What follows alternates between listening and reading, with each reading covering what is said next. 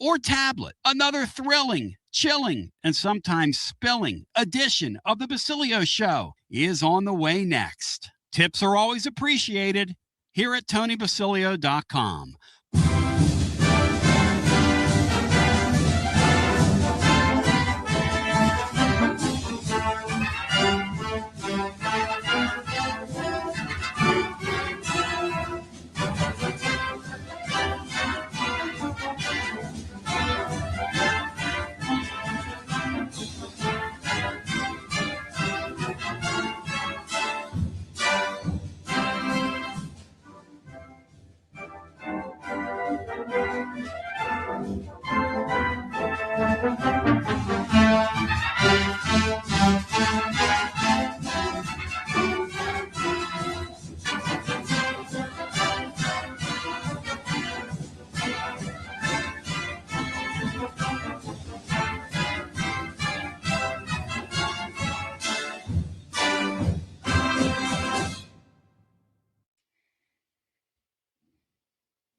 Our level of pump.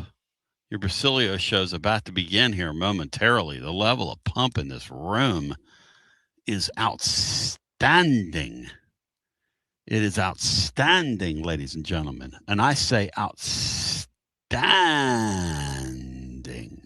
You're listening to FM 105.7 and AM 1340, WKGN Knoxville, and W289CU Knoxville, Fan Run Radio. Yours surely, Antonio Basilio, at your service. Watson Brown. It's a Wednesday with Watson. He'll be by here in a little bit, and we're looking forward to breaking it down scientifically with him, moving right to left and left to right across your device. My name's Tony.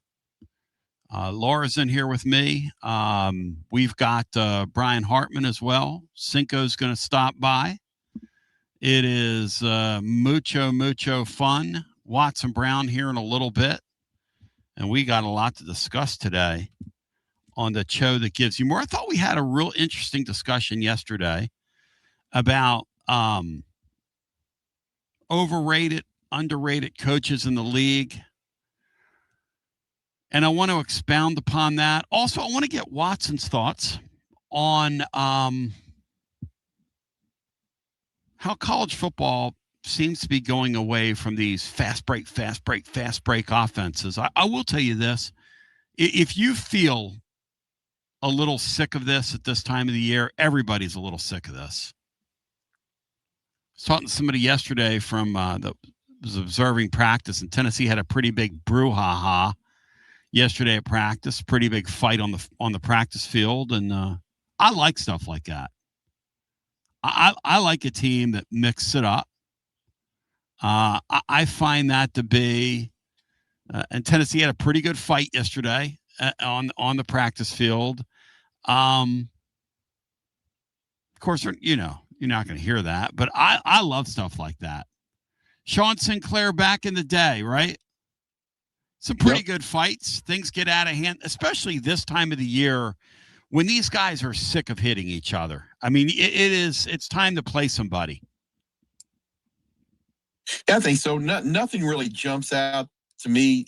I think this was brought up a month ago or so, and I can't remember any guy-on-guy fight, specific bad blood. Mm-mm. But yeah, I think so. I think it was kind of like a player gets hit in baseball, and everyone kind of comes out. I don't remember any melees where people were taking the helmets off and hitting each other, but yeah, things are getting chippy. It's hot. It's humid. Yeah. They want to play now. They're sore. They're beat up. Every one of those guys has been yelled at continuously for 3 weeks now, 2 weeks. Yeah. And I think the fuses are a little short right now. And plus, if you think about it, back in the day, guys were allowed to disappear for a while. Now they're under lock and key pretty much 24/7, which has to be borderline miserable, And so it's, I don't know how much more. This heat is brutal. Sean, I was thinking about today, grabbing my guitar and going and sitting in the park and just doing my thing. You know what I mean? And It's going to be like 1,000,000 degrees outside today. I look at the feel like temperature and it said like feels like 98. Without a championship belt around the corner. Yeah, no doubt. Without a championship belt. But I love it. I think that teams that will scrap a little bit and have some edge to them, and the defense is going to be a work in progress. I suppose the offense is too. Everybody's sort of a work in progress. And the other thing, Cinco, about this time of the year is you're getting down to the 11th hour when everybody, and I mean everybody, is nervous about no more injuries from here on out. Let's just get through this thing, and let's just call this thing a day. Yeah. Don't you kind of feel me on that? I mean, that losing your safety last week, and Tennessee goes to Tennessee Tech. Tennessee goes to Tennessee Tech to bolster their secondary, which might be the most 2026 thing ever, but there's a kid there that's played some football, started one game for Texas Tech or Tennessee Tech last year. Now I'm going to do this all show, but they add Monty Hunt to the mix and in the hunt. He's 6 foot 175, and he's a depth piece. The Richard kid from Miami, the 5th-year transfer, is lost for the year a few weeks back. Idris Farouk, I can't speak today, lost last week as well. And Hunt played in 12 combined games for Tech over the past 2 seasons. And, so Tennessee adds a depth piece. Feels like somebody got caught up from AAA or AA. Yeah, it's a good. What that feels like. It's a good point, Bri. And he was there, and he had eligibility. You know what it goes to show you, though? It goes to show you that there are people in these organizations that are watching. I don't know if it's the waiver wire, but they're watching who's available on the scrap heap at any one time, and can I add somebody off the scrap heap? Boy, I'll tell you one thing, Sean. You come on this show, okay, and you don't give total fealty and praise to Aguilar, man, our fans get totally pissed at that, Sean. Why are they so defensive about Joey Aguilar, who was an okay player, Sean, and not a lot more than that? Just an okay player. They want to cite statistics to me, Sean. I watch football games, and so do you, Sean. Come on now. Well, I've seen it before. They did the same thing to you with Squirrel White. Squirrel White, another great example. they were with. I mean, and I know he somewhat has a post-football reclamation thing going on here with UT, but they would. I'll never forget the days when well-minded people would call in and essentially cuss you for, and quote, pro football hocus pocus with Jared Garantano. Oh gosh, about how good he was. I mean, it is what it is. People have their favorites. People aren't objective. They're fanatics. I get it. I say stuff all the time that is factual, not opinionated. We're factual. Dealing in facts, and then I'm just quoting stats. Yep. And they will say I'm negative. Here's my facts. A stat that a player put up. Yep. And I'm just quoting the stat, and I'm negative. Okay. Here's my facts. You ready? Let's have a position statement. Brian, me, you, and Cinco off the top here, and then Watson Brown next segment. And then people, if you want to get pissed about this, get pissed. With Joey Aguilar this season, you have a higher floor. With that true freshman quarterback, when he wins the job, you potentially would have a higher ceiling. Higher floor with Aguilar. That's the way to phrase it. Potentially a higher ceiling with a higher ceiling player. Because here's the thing about Aguilar, you ain't beating the really good teams with him. How do I know? I watched last season. I mean, and I look at his career. The guy that coughs the ball up like that. Now, look, a freshman's going to cough the ball up. But this freshman's got wheels, too, so they can call other stuff for him. they're going to be able to utilize this guy in other ways. And look, Joey Aguilar bailed Tennessee out last year. There's no doubt. And he had a really nice season. But I had a guy yesterday tell me he threw a great ball in the Jaguar. I'm like, dude, the guy's going to play in the UFL. He ain't making the Jaguars. Brian, is Joey Aguilar making the Jaguars? He's not making the Jaguars, but he might make the Jaguars. But that's not a given, certainly. I mean, Well, I I'll don't tell know. you what, I don't know I'll who's push- making the Jaguars. people were. I'll push back a little bit on your assertion that he won't beat a good team because, the scoreboard doesn't reflect that. But an Arkansas kicker of today, if he just makes a relatively easy kick, Joey Aguilar beats Georgia. Now you can say, well, he didn't beat him. Okay. That kick should have been made all day long, and he beat Georgia. I just couldn't believe the way people freaked out. Me and John Adams were talking about that this morning. By the way, we're going to have the play-by-play voice of Georgia Tech on in hour 2 and sort of get a look-see into their camp. What do we know about them? We know about Mendoza. We know Justice Haynes is an excellent player. See, in years past, Justice Haynes, you know where he is? At Alabama. You know where he's not right now? Well, he's on his third team. Which leads me to this. Cinco, do you remember the Garcia kid in the recruiting process who is going to start for Furman? Jake Garcia, who started his career at Miami, who was the number 4 quarterback in his class back in 2021, and he's still playing college football. Went to Miami 21, 22. Played in 9 games over 2 seasons and never found his footing there every time they gave him an opportunity. 2023, he backed up Brady Cook at Missouri, where he didn't play it down. In 2024, started at East Carolina and really struggled turning the ball over. And in 2025, he went to Michigan and appeared in 1 game there, and now he's at Furbaugh, where for Furman, he's going to start their first game of the season against a 1AA team, and then he gets the Volunteers.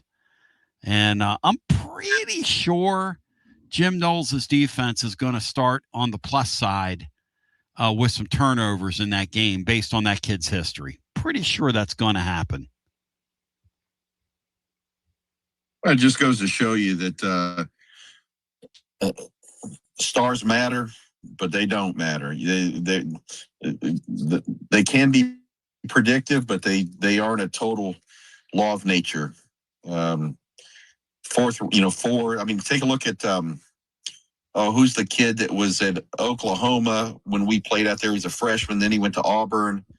I think he's Jackson Arnold. Is Jackson Arnold. Yep. What a mess. Where is he now? I think he was in the conversation, if I'm not mistaken, with Nico. Yep. As one of the best. In fact, I think someone had him rated higher than Nico as a dual purpose guy. So you just never know. No, and both those guys, that's one of the lowest level of quarterback play you'll ever see. That night Oklahoma and Tennessee played in that night game. It really kind of marred the game. Here's the thing about Jake Garcia. I give a guy a lot of credit because the guy wants to play football. I love that. He's like, you know what? I got another year here. Furman's interested in me. Let me see if I can get down there. He signed with them late spring. Let me see if I can get down there. And let me see if I can, make their team and maybe start. And that's what he's going to do. And good for him. It's got to be very humbling, though, to be him to start way on up there and just kind of slide through the ranks and end up at Furman. But still get your helmet every day. Still show up. Still go to practice because you love playing the game. And, at the end of the day, there's really nothing wrong with that. Donnie Tyndall was here for a very short period of time, but he said something to me that kind of stuck with me even 10 years later. we were talking about Robert Hubbs, and I was talking to him one day, and I'm like, man, that Hubbs guy, dude, you believe he's a 5-star player? He goes, Tony, the kid didn't ask to be a 5-star player. None of these guys asked to be a 5-star player. And by the way, when they put 5-star player by their name, and this is that era where probably all you got paid was a few dollars to come to school somewhere, not like today where when you're a 5-star player, that first deal, you get really paid. And there's a lot of guys right now in college football that have gotten really paid in this class that are 5-star players or high 4-star players. They're going to wash out. How do I know that? Because it happens every year. So you waste your money on those guys versus going into the portal, but that's another story for another day. But what he said is, he said, nobody asks to be a 5-star player. Nobody. And once a guy like that is named a 5-star player, people like you, and this is what he said to me, and it's true, people like you want to rip them down when they don't behave or perform like quote unquote 5-star players. And Cinco, we have to say, kudos to Jake Garcia for choosing to get back up and continue his career. I think that's kind of cool. Yeah, good luck to him, except when he's here. But if he's at Furman now, he's not there because if it's a big NIL potential. I'm sure he's making some, but I don't think they have the big bag. So, good for him. It's it doesn't always work out, and it's, boy, I'll tell you what, it's kind of like the old Vanilla Ice thing, being a 4 or 5-star and then going to 4 to 5 schools afterwards like a journeyman. That's definitely talked about in the locker room. I guarantee you. Oh, and if you look at Nico's class of quarterbacks, all those guys have jumped around. Even the one that's having success, the only guy that's the Sellers guy really panned out, and he was like in the 20s. The kid's to South Carolina, and a few of those guys, Sean, are on like Team 4, Team 5. We might do that later in the show. That'd be interesting to take a look back at that class because that might be the biggest miss of quarterbacks in history. And it's not Tennessee's fault because truly, if you go back and look at that, if they would have chosen to sign any of those guys, they would have been in a pickle. But it's interesting to think about. The only guy that's panned out was Dante Moore. And where's Dante Moore? At Oregon. I think he's on his second school. He's at Oregon now. He's going to be he's going to be great player. He's got a chance to win the Heisman this year. But his second school, you're right. That's right. If Tennessee would have taken him, he would have found success with his second school because this bed was too soft. Yep. This bed was too hard. And he left UCLA for Oregon. So, and those are things you can't make up. The guy that was in the 20s, the kid at South Carolina, the kid Tennessee's going to see. And as we talked yesterday in the blog, South Carolina's frontline receivers are pretty damn good.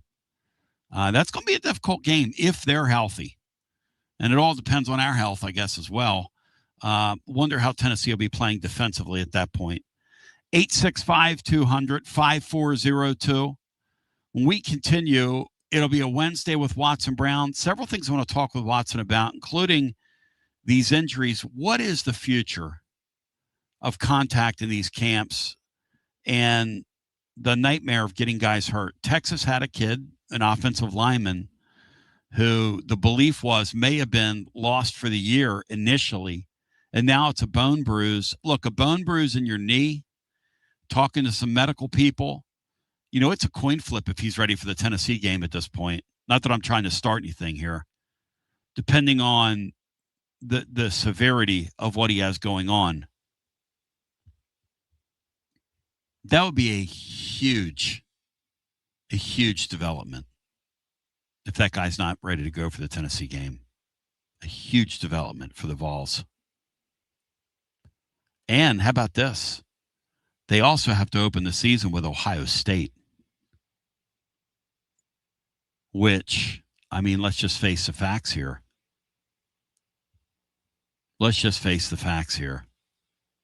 Yeah, and to show you, was Arch Manning, Sean, in Nico's class? Is that right? I believe so. Yes. Well, I take that back. Obviously, he's panned out. Perhaps not like the name would suggest, but No, he hasn't panned out. he's a No, actually, legitimate he player. hasn't. Actually, he hasn't panned out. He had 5 good games last year. He's played 5 good games for Texas. That's not a panning out guy. Let's see how he does this year. People are saying he's the first pick in the NFL draft. I mean, that's at least funny. He's still there at his first school. Yeah, he's still there. He gets credit for that. Panned out. Panned out. And I love the stats. He had 36 touchdowns with 7 interceptions last year and 3,200 yards. They threw underneath all down the stretch last season. Come on now. Come on now. Come on now. Come on now. Come on now. He's indicative of that class. He was lost in space last year. A guy that was in his 3rd year on the campus, last name Manning. Some of you can't admit that. I don't know why. You can't admit it. He gives me hope for the Texas game. He and Steve Sarkisian, Cinco, who we put on the overrated list yesterday, which Sean Adams didn't like.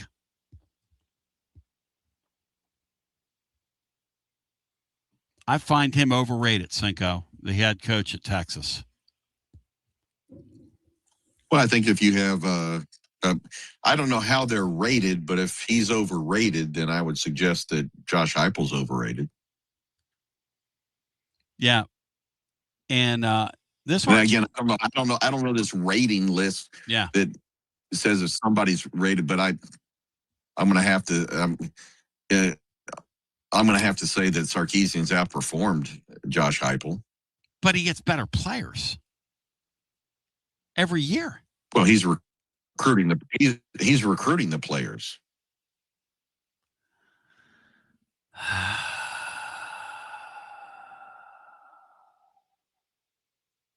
Negadave's got a good point about Arch Manning. He can't help that he has the Manning last name. Although, see, the Robert Hubbs thing doesn't hold up there because Manning has got, every time you turn a college football game on, you got to look at that goof. Warby Parker sunglasses, this, that, and the other. And, I mean, just get shoved down your throat. And literally last year could not play. Till the end of the year, till they figured out some stuff and started throwing underneath. And then he put up some yards. Go back and look at the A&M game. Go back and look at the real games. Look at his numbers.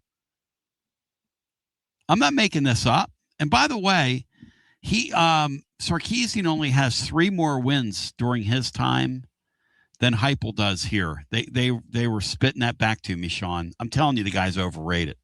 If you look at what he's done there. I agree with he is. I agree with you that he is. I didn't say he wasn't. I said if he's overrated, then I think Heupel is as well. How far did Texas go in the playoffs? 2 years ago, they went to the semifinal. Last year, they didn't make it because they lost to Florida. Okay, so they both lost to the same team. We got our rear handed to us in the first round. That's not fair. And then that's not fair. Texas and us. Oh, did I see a different game than you did? No. Texas and us are playing 2 different things in recruiting. They're spending, Sean. They're spending. So you're saying that the resources.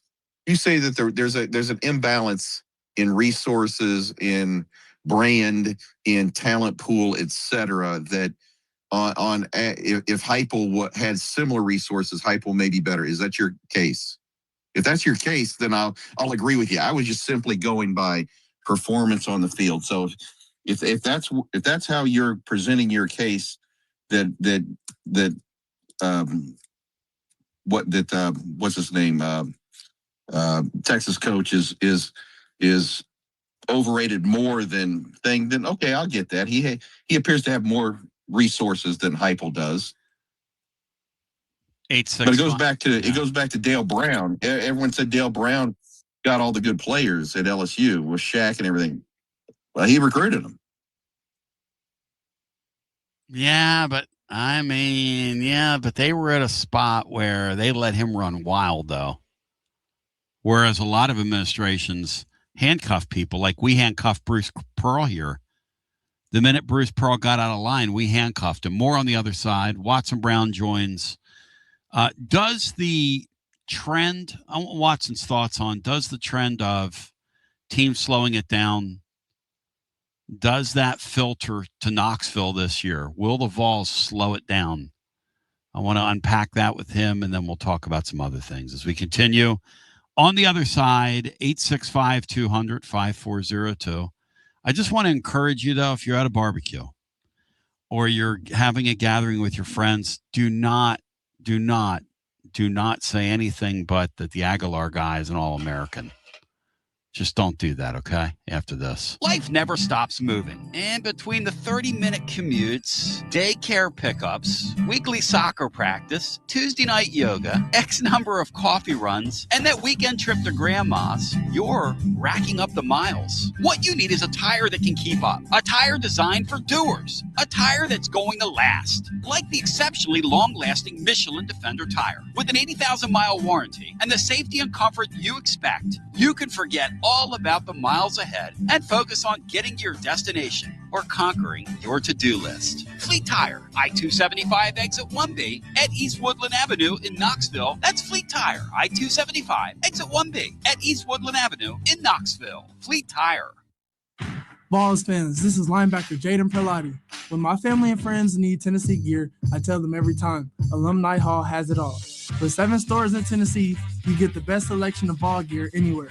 Adidas, Peter Millar, Yeti, Owala, No Rivals, Tailgate Gear, and more. Shop in store, online, or download the Alumni Hall app. Whether you need to blitz or throw a touchdown, Alumni Hall will help you win. Alumni Hall, your ultimate Vol shopping experience. And tell them Jaden sent you. The High Noon line of hard seltzers is always a winner and always next level. High Noon vodka seltzers come in 14 flavors with real vodka and real fruit juice. Only 100 calories with no sugar added, and it's gluten-free. Personally, I'm partial black cherry and pineapple. 14 flavors. That's as many bad takes as I've got in a week. In the mood for a kick? Try High Noon vodka iced tea in 6 refreshing flavors, including peach and lemon, green tea, and half and half. Feeling adventurous? Check out High Noon tequila seltzer in 6 refreshing flavors, including my favorite, Blood Orange. High Noon Real Vodka. Real fruit juice. Live like the sun is always out. Brought to you by High Noon Spirits Company. Must be 21 and over to enjoy responsibly. It's the hottest post-game show on the planet. Garza Law. 5th quarter fan reaction. Fan reaction. As soon as the final gun sounds, we're live. One homestand remaining to see your Knoxville Smokies in action. That's it. The first week of September, your Smokies are home against the Chattanooga Lookouts. And we're closing out the season with amazing promotions every night. Taco Tuesday and All You Can Eat Wednesday, less than $20 for tons of food and game tickets. Nice. Our final Thirsty Thursday, final fireworks show, and we end the season with our fan appreciation game. Get your tickets now at SmokiesBaseball.com. With Gary Sturm. He's with Mortgage Investors Group, making our community a better place every day. Gary, you've been at it 32 years, man. Yes, Tony, I've been at Mortgage Investors Group for 32 years. We've known each other since, back in the 80s, right? And we've gotten to know each other recently as our family has gotten involved with another mortgage. Through that whole process, you were a prince, just like Jeker. When he called you at 3 o'clock in the morning after a Tennessee loss, you've been giving your phone number out for a couple decades. And why is that, Gary? This is the biggest financial decision you're ever going to make. You don't want to trust somebody online, some 800 number. You want to call somebody like myself that's going to give you my number, and you can call me anytime. I'm there to help you.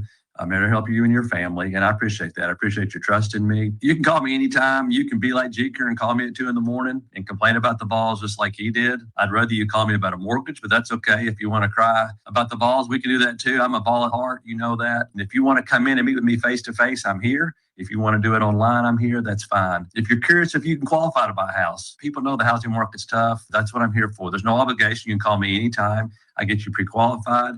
Or maybe you've got a mortgage, you're thinking about refinancing. Maybe you want to shorten the term. Maybe you want to go to a 15-year. Who knows? But again, that's what I'm here for. It's what I've been here for 32 years. My number is 865-660-2648. It's 865-660-2648. Gary Sturm at Mortgage Investors Group, going to take great care of you. Got a plumbing or HVAC problem at home? Whether it's an AC that won't cool, a furnace acting up, a clogged drain, or a water heater problem, Pipe Wrench Home Services is ready to help. Right now, get 15% off any HVAC or plumbing repair when you schedule service with Pipe Wrench Home Services. Our licensed technicians are equipped to diagnose the issue, explain your options, and get the repair done right the first time. Don't let a small problem turn into a major headache. That strange noise from your air conditioner, the water heater that's not keeping up, or the drain that keeps backing up won't fix itself. The longer you wait, the bigger the problem can become. At Pipe Wrench Home Services, we make repairs simple with friendly technicians and fast, reliable service that you can count on. We'll arrive ready to identify the problem and get your home back to normal as quickly as possible. Take advantage of 15% off any HVAC or plumbing repair and schedule your appointment today at pipewrench.com. And as always, same-day service guaranteed or the visit is free. Restrictions may apply. Eligible for repairs up to $5,000. Visit pipewrench.com for details. Are you tired of hiding your smile because of crooked teeth? At Knoxville Smiles, we've got the perfect solution. Invisalign. No metal, no wires, just clear, comfortable aligners that straighten your teeth without anyone noticing. Eat what you want, smile with confidence, and see results in as little as 6 months. Call us today for more information about Invisalign, 865-539-1776. Or just visit us online at knoxvillesmiles.com. Smile brighter with Knoxville Smiles. Inward Half is committed to the game and the memorable moments that happen in between. From the tee box to the tailgate, from the green to the big game. For the first birdie with Dad, the first big win with Mom. Friday night lights, Saturday superstitions, Sunday traditions. Fall into the comfort and unparalleled performance of Inward Half. This fall, enjoy the walk-in.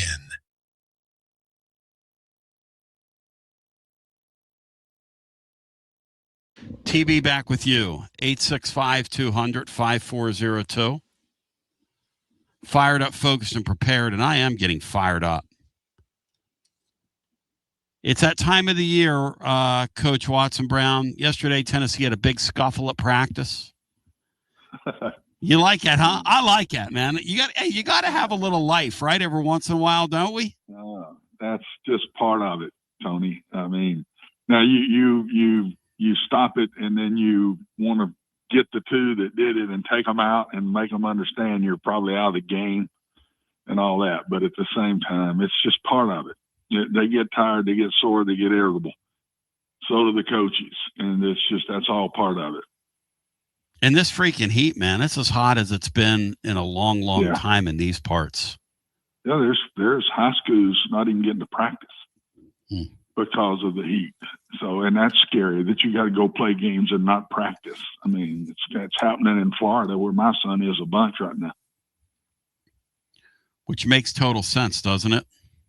It does, but then it doesn't. I mean, if you don't go out there in pads and then you got to go out in pads and play a game and you've been told you can't practice in the outside or in the pads, that's also scary to play that way. So it kind of goes both ways.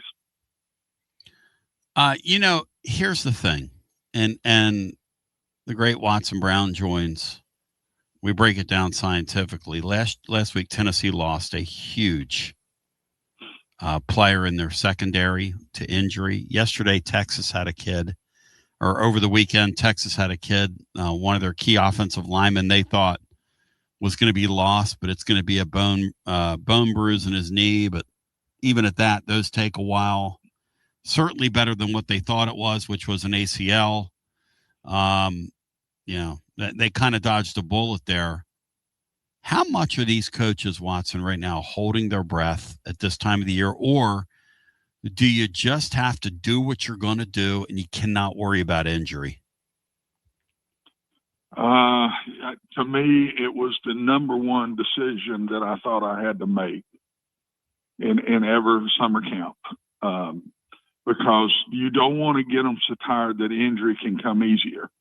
So there's a fine line there to me. And as a coach, you want to get to the first game with all of your players. They know what to do, and they've repped it enough, and they know what they're told to do, and then they rep it, and then and then after that, you want to make sure that they're fresh when it comes game time. So They got to be in pad condition, and yet where's the cutoff? And if you go too long, too much, and then you have that injury. But injury is number one in a head coach's mind. Number one is you do not want to lose a player in practice. That is the absolute gut killer to you. I mean, you want to throw up on the field when you see it. Did you lose them on Saturdays? Yeah. You lose them. There's nothing you can do. But to lose one in practice, man, especially a very important one, it's a killer. Yeah, and the crazy thing is, we had a couple people that are big time boosters that were right on the scene and saw, it was a closed practice. Yeah. But word leaked out. I had a couple texts Friday saying that did not look good, and the kid was screaming and writhing in pain, and they took him out in a car. Was it a cutting injury or was it a contact injury? No, it was a cutting injury. It was fighting. It was fighting for a ball in the end zone is what it was. It was a safety fighting for a pass in the corner of the end zone. Went up and basically dislocated his kneecap. Yeah. That's brutal, and it's also not pretty when you get to it. No, when you see it, it's not pretty. I used to be that guy that always did team at the end of practice. I always went 1s on 1s and 2s on 2s, and because I wanted the best on the best in practice, and they're really tired, and you try to get them in pad condition. I got to where, Tony, I didn't do it every day. I would do it one day, and I'd take a day off. I'd do it the next day, and then shorten it or take a day off or whatever. But it is your number one as a head coach. You won't get many. I'll say a lot of things to you now that I wouldn't even dare bring up when I'm still coaching. But it was my number one thought walking out on the practice field every day is trying to take care of those kids and yet get them in pad condition ready to play. That was a. Here's the thing I want to ask you, because John Adams and I were talking about this, and a couple other observers. If you're Josh Heupel and you've had a couple of injuries right now, all of a sudden, and they just signed a kid, by the way, from Tennessee Tech last night to come in and get him ready for the season as a backup piece in the secondary. He had another year to play. And I guess these schools now, Watson, keep lists of guys that are available. And I guess they decided to go ahead and add this kid, which is kind of interesting. That's pretty 2026, isn't it, Watson? That couldn't have happened a couple years ago. No, I mean, I've been sitting there throwing up when I had nobody behind the guy. I just lost one of my best players, and the guy behind him wasn't anywhere close to it. I mean, and you're going, what are we? You're already thinking about who can you move to that position. Yes, it's a different world now where you go into the portal. We had a list of 8 safeties in there. Let's pick the one we want. I mean, it's NFL. That's what it is. It's a different world. And it's even better than the NFL because you're getting them all the way down to Division II. So you got a lot of list of names. There's over 1,000 kids that don't go anywhere that put their name in the portal. So there's a lot of people left out there this time of year, and it's a great thing that you can do that I would have loved to have been able to do. Watson Brown joining. Question for you: does it ever get to the point, and would Heupel get to the point, where, hey, the injuries are mounting, I'm kind of spooked by this, let's back it off? You have to. You don't have a choice. They always said preseason this and that. We're 1, 2, 3. We're listed as number 4 in the preseason.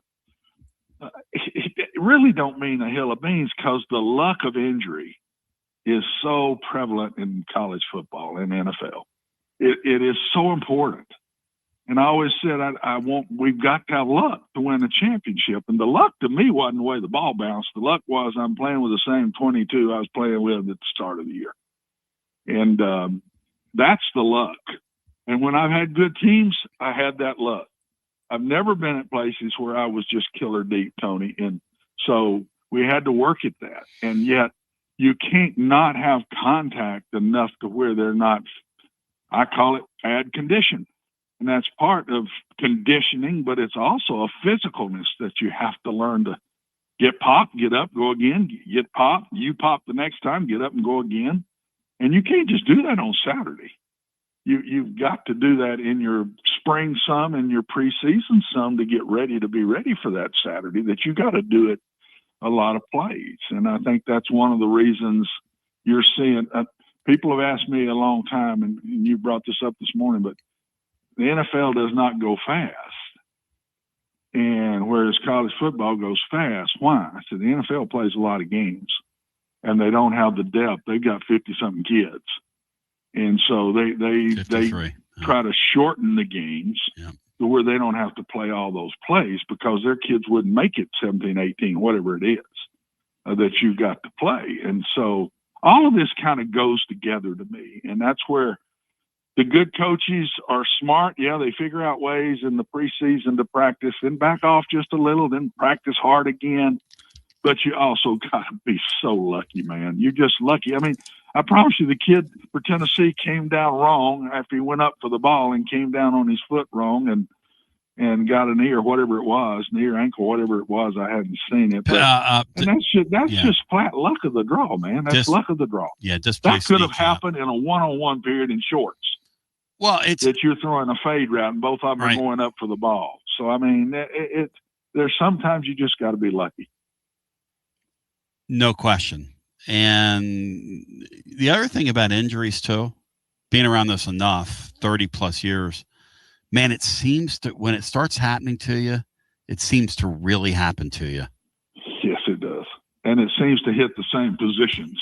Oh, that's what would always get me. Oh, you lose a starting defensive three technique. Oh. And then all of a sudden the second one gets hurt. Oh. Now you're moving your second nose guard over to three technique. And now you're thin at both places. It's amazing how it'll hit certain. Look at Tennessee last year. I mean, they caught all kind of grief about pass defense and defensive. Look at all the injuries in their secondary and all the things that happened to their secondary. And a defensive coordinator gets fired over it. I mean, the game is still, Tony, to this day, and always will be, however many great coaches, bad coaches go through, great players, bad players. You win games when your players are better than the team you're playing 90% of the time. There will be times when you'll win one that you do something that bothered them and you snuck the game out. But most of the time in college football, the better team wins because they got better players than and who they're playing. A beef brand built on quality, ladies and gentlemen. That's Simpson's Meats, who presents Watson Brown on here on Wednesdays. Such a blessing to us. Simpson's Meats raises and sources their meat on farms, pasture on purpose, comfortably continuing a tradition that began in 1888 on Jim Simpson's farm.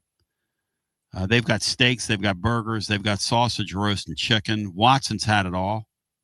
They've got a variety of local offerings. Their local butcher shop, from milk honey to jam to eggs, more. Stop by and taste the best from the Tennessee community. We have the offer. You want to shop in bulk? They sell half and quarter cows. Their steaks makes a great gift boxes, which are available. You can ship anywhere in the country. I've shipped a family in Pennsylvania. You can ship premium meats anywhere at simpsonsmeats.com. And also, you can check out their store, West Knoxville off Level Road, and check them out today. And Watson, let's go to that ESPN article that talks about the two teams that played for the Natty last year slowed it down. Tennessee last year slowed it down. Teams are starting to slow it down. The analytics is telling these teams to slow it down. Last season, we're seeing less and less drives in these football games. You don't touch the ball as much as you once did. The other thing that's fed into this, we kind of pieced this together on the air day with Bino the Great on Monday, is that the punt doesn't exist hardly anymore at either of these levels. Teams get in fourth and short now, and if you're anywhere past the 35, you're expected to go for it. If you're anywhere past the other team's 45 and it's 4th and 4, you're going to go for it. And those were punting situations, Watson, back in the day. And now teams just don't punt. And the punt return is another thing that no longer exists. But let's go back to why these teams are starting to take the air out of the ball a little bit and not go as fast as they once did. What's led to that? A lot of things. I've done that. I won a championship doing that at a place. And I've said that you don't go fast unless you're really good on offense and you're really deep on defense. If you're deep, I had a team that won a championship that hadn't won one in 36 years, I think it was. And we were deep on defense, all juniors and seniors. We were at least 2 deep, some places a little even more than that. And we had a very good offense that could run, throw. We could do it all. And I had a really smart quarterback, really smart. And so we did that. And we averaged 85 plays a game, and our defense played 63 plays a game. You're making the other side play a whole quarter more of defense than you're having to play. And that's huge. That's 25 more times that they got to stop us in a ball game. And like I say, it's a whole quarter. But I would not do it if I wasn't real good on offense. I said, we got to score in the 30s if we're going fast. And we got to let our defense try to hold them around 24, somewhere in there. You knew you were going to get scored on because the game's longer. But if you don't have those things, I don't think you do it. And what I think is happening is these games the seasons are getting longer. They're playing more games. Yeah. They're playing against better opponents. All of a sudden here, the SEC is playing 9 SEC games. Big Ten's doing it. Yeah. You're playing better teams. You're not better than as many as you used to be. And so now, if you're not better, I always said, don't go fast unless you're better, that you're better than who you're playing. Don't do it. And so I only did it once in my time, and it worked, and we won. But I was always at places that we weren't better, Tony, so it was the opposite. I always felt like get to the fourth quarter with a chance to win and play as few snaps as you can play to get there because we're not deep as they are. So it was a complete different mindset. And I think because of the number of games and the competition is much more equal than it used to be. I can remember being at Oklahoma's offensive coordinator, and we're getting ready to play TCU, and they weren't as good then. This was in the early 90s. And I'm all nervous, first game of the year, and Barry Switzer's out there under that big old tree out on the practice field.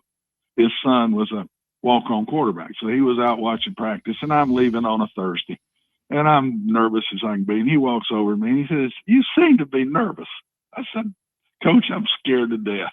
I don't know if we're ready or not." He said, "Let me tell you something. Here at Oklahoma, you got about 3 games that somebody can beat you. Go out there and just play. You don't screw it up and you win. But there's only about 3 times." Those days are gone, Tony, at Oklahoma. They're not there anymore. And that's just a great example of why I think everything's slowing down.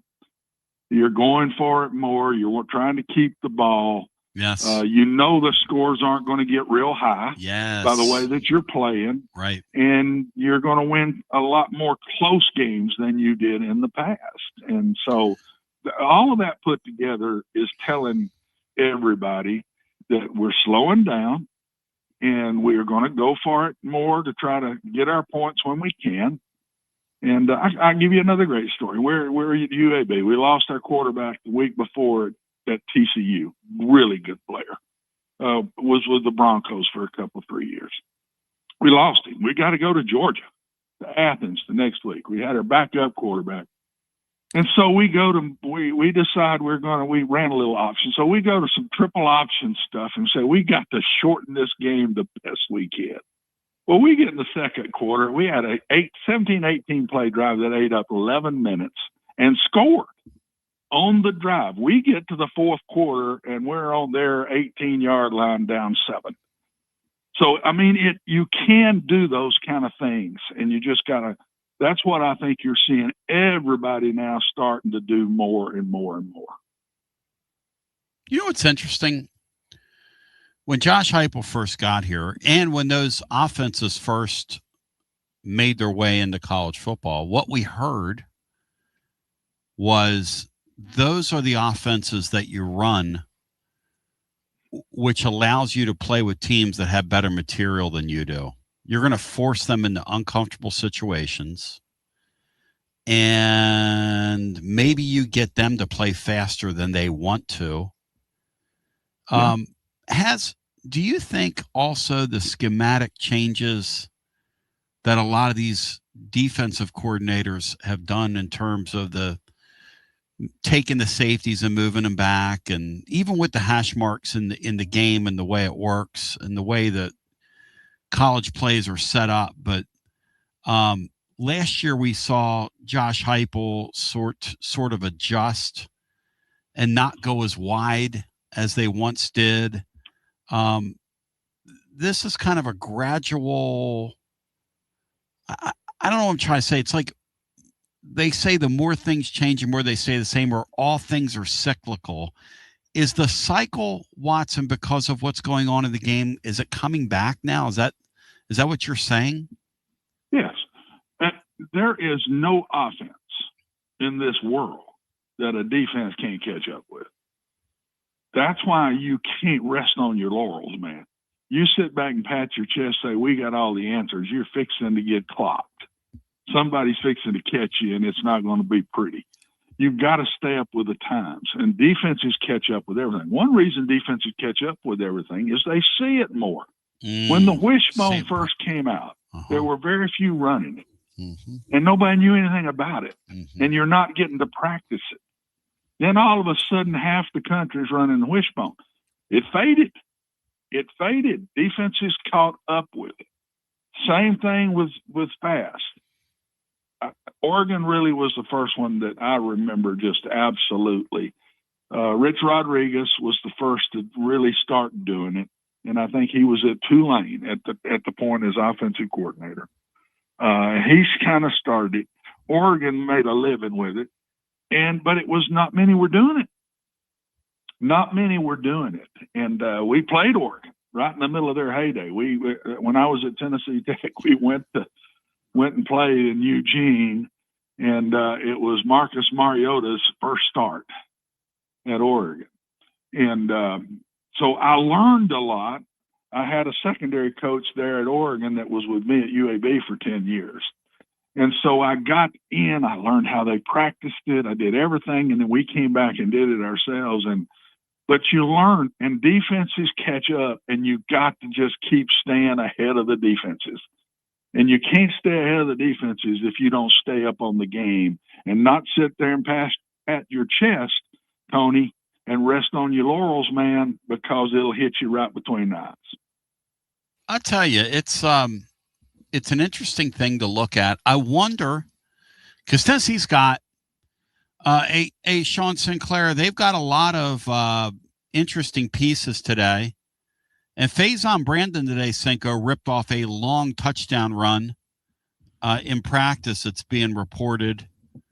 I wonder with the true freshman quarterback if they follow the trend this year and just kind of slow it down. Cinco, what are your thoughts on that as we have this discussion? If they follow the trend that's going on, because last year they slowed it down with Joey to some extent as well. You made a great point earlier in the week when you were talking about the stats about fewer drives, but the points per drive were the same. I think we have seen over the past couple of years when they've shrunk the game, shrunk the actual playing, not the time watching the game, because I think with Josh's system, I think he allowed for a couple of dud drives, 3 and outs, just to keep it going. And you can't do that anymore.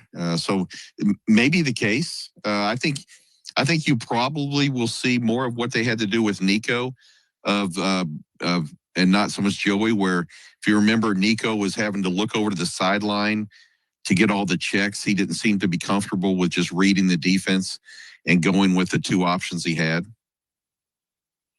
Yeah, it's interesting. And Watson, nobody punts the ball anymore. That's the other thing. So I'm going to keep the ball longer, which is going to result in. And you did a lot of that in your day. You were like 4th and short, we ain't punting. I mean, I don't have as much talent as you do. I'm at Vanderbilt. We're going to go here. We're going to gamble. We're going to do some crazy things. I'm going to fake a kick, whatever it is. Now in the modern game, if a lot of those coaches and your contemporaries, if a lot of those guys came back and saw this, they'd be like, what in the world? Because in those days, when you got to 3rd down, the fans, when you got to 4th down and it was 4th and like 5 inches, the official would go like this, and it was all dramatic and show you how long you had. That meant the punt team was coming out. The home fans cheered. These days, it just means, oh my God, they're going to run another play and get the 1st down on us. It's crazy how incrementally this thing has changed and how quickly it's changed, Watson. In just kind of 5 years, it's changed. Well, I go back to the caliber of competition has gotten stiffer, and you're playing more games, and you got to play more games to get to the end and win it all or whatever. And so all that added together, you're going to get somewhere around 12 to 13 drives. And so when you're shorter in your drives, I'll say this before I get into that. I think the biggest decision that you make each week is how to handle the game against who you're playing. Mm-hmm. How do we want to get ourselves? How are we going to win this game? Mm-hmm. And is it this team we're better than? We're going to go as fast as we can. We're going to get them quick. We're going to knock them out. Yep, blah blah yep, blah. Yep. This team we can't do that against. This is what we got to do. Yep. So, and that's the number one decision a head coach has to make, and he's the one that makes it. It's not the offensive coordinator. Yep. It's not the defensive coordinator. You get in, you're watching the tape, you're listening to your people. Oh, they're really good on offense. We think we can move it good. We may have to throw it a little more. They crowd, blah, blah, blah. You're getting all of that. But the head coach has to decide, here's the way we're playing this game. And the head coach, to me, this is what bothers me with all this analytical stuff. Yeah. The head coach, to me, is the one that should be making all of those decisions in the game. It's not anybody but him, period.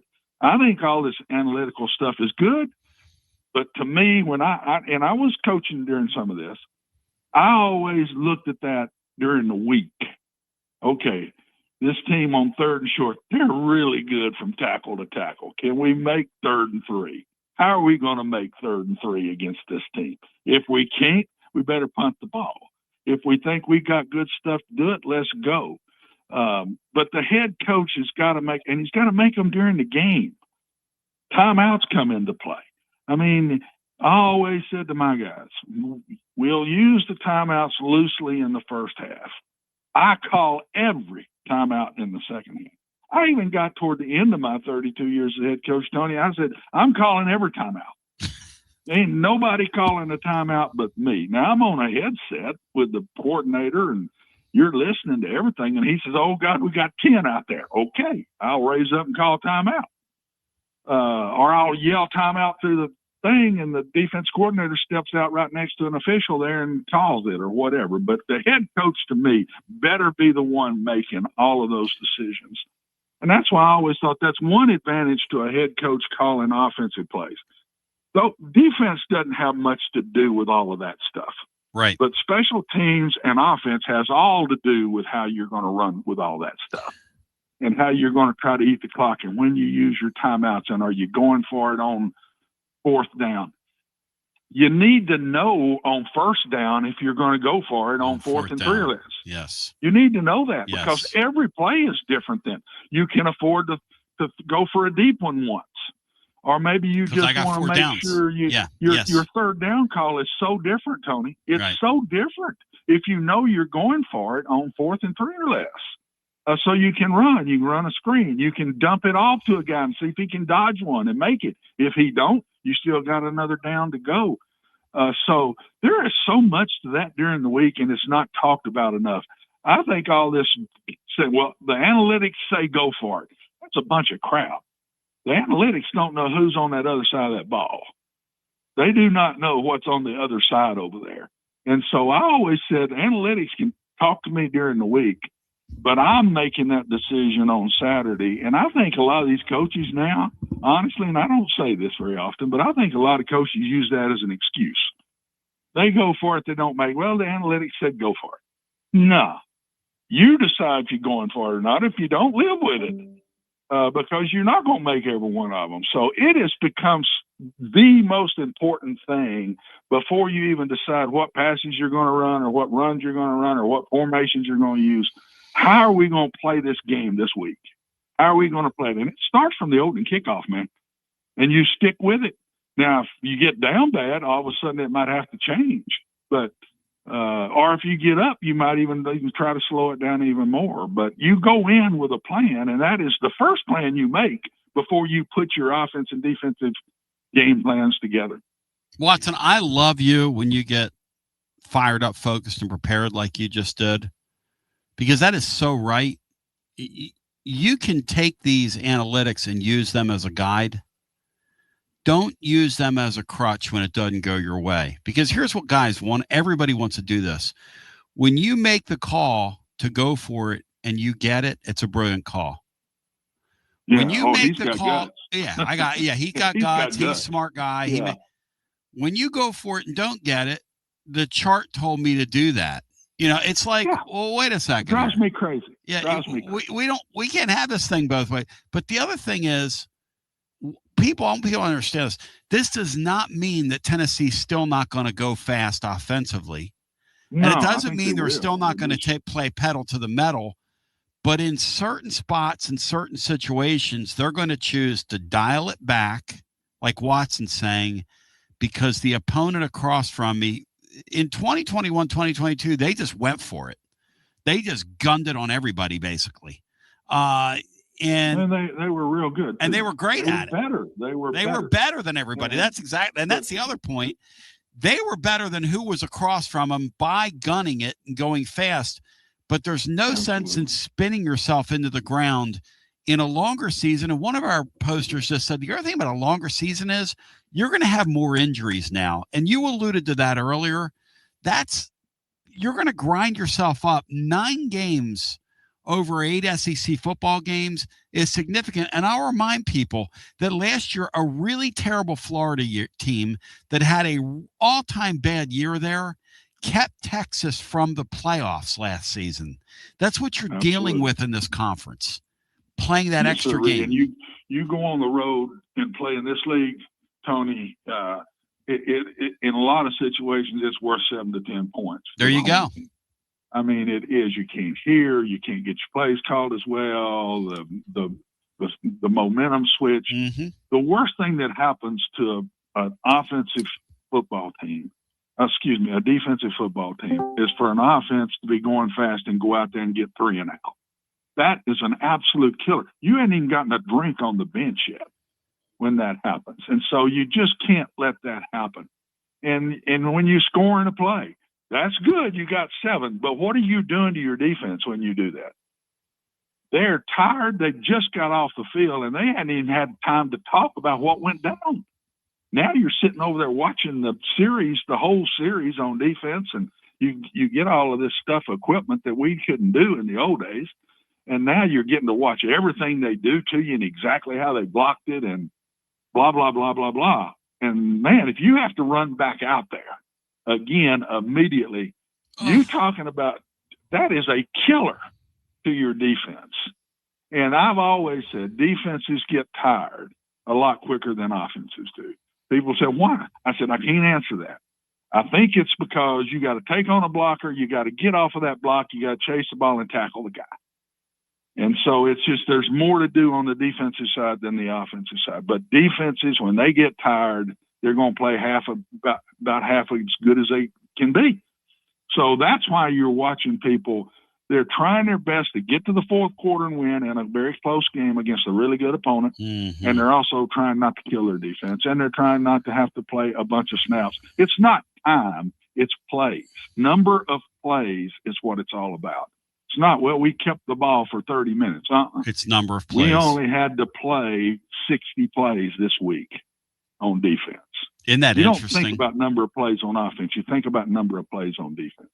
Watson, you're my man. You take us under wing every week. I love you. I appreciate you. And, brother, when we talk next week, it'll be a couple days till week 0, whatever that means. And we'll have some games to talk about. Yeah. Thank you, my friend. It's always an honor. I always enjoy it. Thank you. Hey, how are we on steaks, meats, and all that stuff? We're good. We're enjoying it right now. I'm telling you, I'm yet to eat anything they sent me that wasn't delicious. Go! Not one thing. Let's go. Thank you, Watson Brown. Love you. All right, guys. See ya. Hey, Bronny Boy on the other side, the play-by-play voice of Georgia Tech, yes?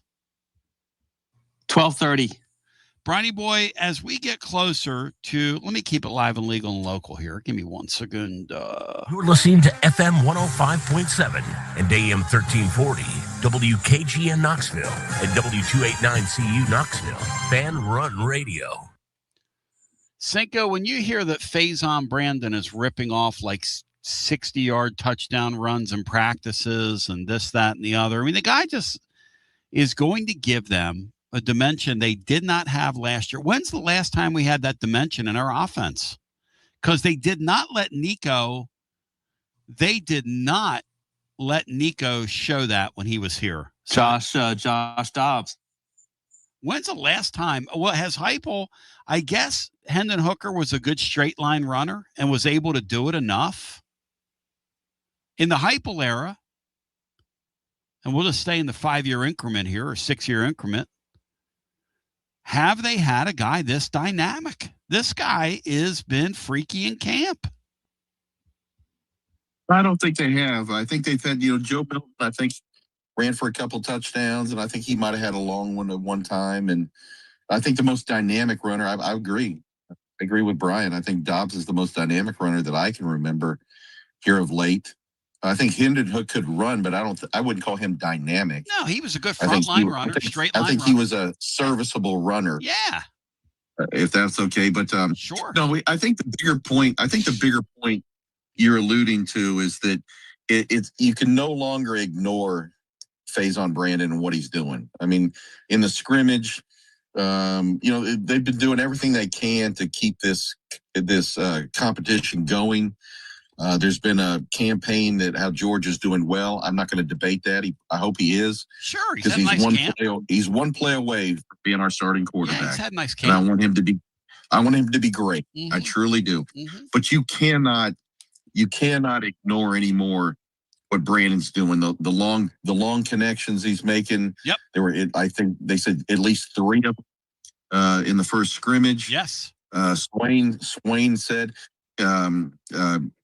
that he saw it, and he said that I'm trying to paraphrase it, but he said that Brandon's tires would totally have to fall off, and what's his face where McIntyre would have to have incredible practices for even it to be considered not to Brandon. So no, at this point you're looking at a kid kind of like Heath Schuler, where the talent is just so undeniable that you're going to live with the mistakes because the ceiling is just so incredible. And that's my point. This guy has a higher ceiling, and because of what he did today in practice, than our quarterback that played last year. When you have that dimension, and look, this guy's going to turn the ball over. He's a freshman. Opposing coordinators are going to make this guy look out on the field and see things that aren't there. That's going to happen. That's what they're paid to do. And they're going to do that. And one of the things I'm going to talk about with Watson is maybe next week, I'm going to write this down, are ways they're going to trick this true freshman. Because probably by then, I believe he will be probably named the starting quarterback. He's going to be the starting quarterback. Like I was saying yesterday on the air, I mean, it just kind of is what it is. He went out and won the job in the scrimmage. It just, at this point, he just went out and won the job. So from that perspective, people say, well, were you guys creating? No, McIntyre's had a nice camp. And McIntyre wasn't terrible in that scrimmage here today. It wasn't like he showed up and he was the McIntyre spring ball. No, this is one guy played very well and one guy played well. But the guy that played very well is the same guy. That's the first in, last out. He's a guy that does not act like he's a true freshman.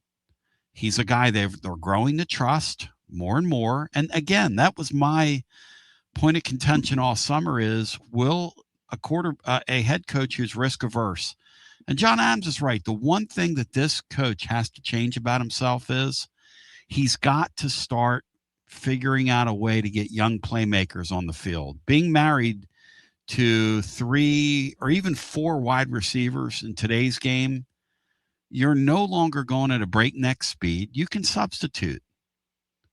You can figure out a way to get the kid in from Catholic in the game situationally.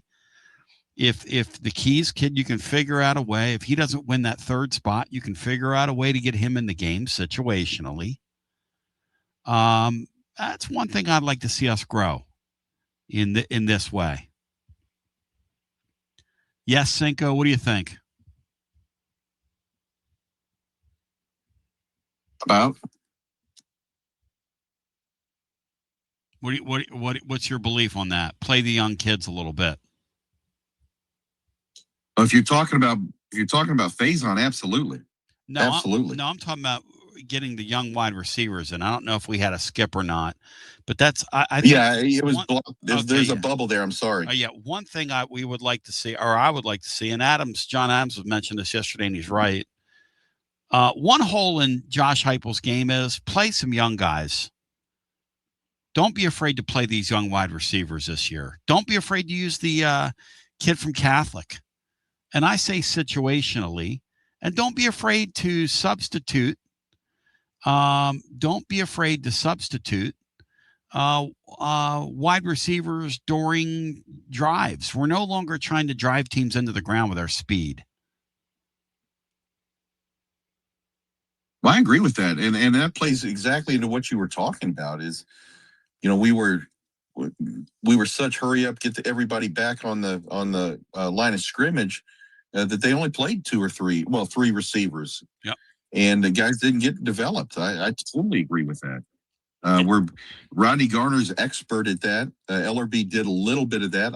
I think Rodney did it or Coach Garner, excuse me. Coach Garner did it as a way to get everybody in and build depth and keep everybody fresh. Ellerby, I think, did it more of who was tired or hurting instead of being proactive with it. No crack on him. But at wide receiver, it just seems to be, if you're not in the top 3, you're not getting out there. And I think it would really help. I'm excited about this 3rd wide receiver because I think Matthews, they're talking a lot about him maturing and taking his game to another level. Whether he thinks this is a contract year, I don't know. Mm-hmm. But this 3rd receiver, I'm a huge fan of Radarius Jackson. I know there's been talk that he hasn't had the greatest game. I think he has arguably the best catch radius on the team. He's just a freak at tracking the ball and going to get it. Travis Smith, just a monster of a receiver out there, just huge. And then, Joakim Dotson, some of these other guys, they've got talent. And I agree with you. I want to see it. I want to see. You know what? I want to. They do it at running back too. I've always accused them of past couple of years of over rotating. It's like one guy has this series, one guy has this series, and the hot hand never got in there. But I would like to see more on the receiver. I agree. Mix it up. And by the way, this receiving core is deep and talented. Allegedly, we'll see. Yep. But and you have to say that, but on paper and by the sounds of things in camp, I mean, these guys have been kind of going off, and by most accounts have been very good.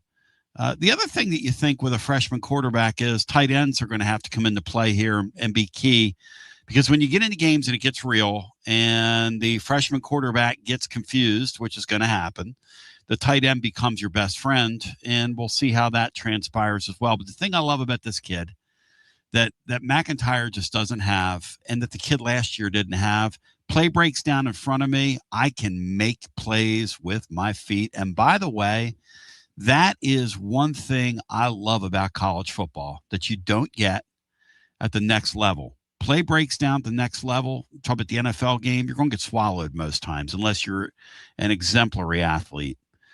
Play breaks down in college football. There's a lot more open space. There's a lot more mistakes that defenders are going to make from play to play, which is going to result in open space, open field. This kid's going to be fun to watch, and I'm convinced that he's done enough to win the starting job. That's going to happen, and it's going to be, one of the guys that was a top 5 pick in the country, top 5 player in the country, starting for Furman, as they named their starting quarterback yesterday, the kid that started his career at Miami, versus a guy who's one of the top players in his class. And it's exciting stuff. This is fun to think about. And when I think about this year, and I don't mean to do this, I'm not trying to tell anybody how to think, but this year to me represents 2021 to 2022. 2021 was an appetizer, and it set the table for 2022.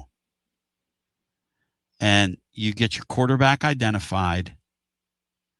Your quarterback goes out, learns your offense, has the highs and the lows. As the great Jackie Butler once said, the ups and the downs, and the ups and the downs. And then you hit the ground running with your DGG, your rebuilt offensive line, your rebuilt defensive line next year. Everybody's got to rebuild their team. But your core player identity-wise is that quarterback. That quarterback has to be right.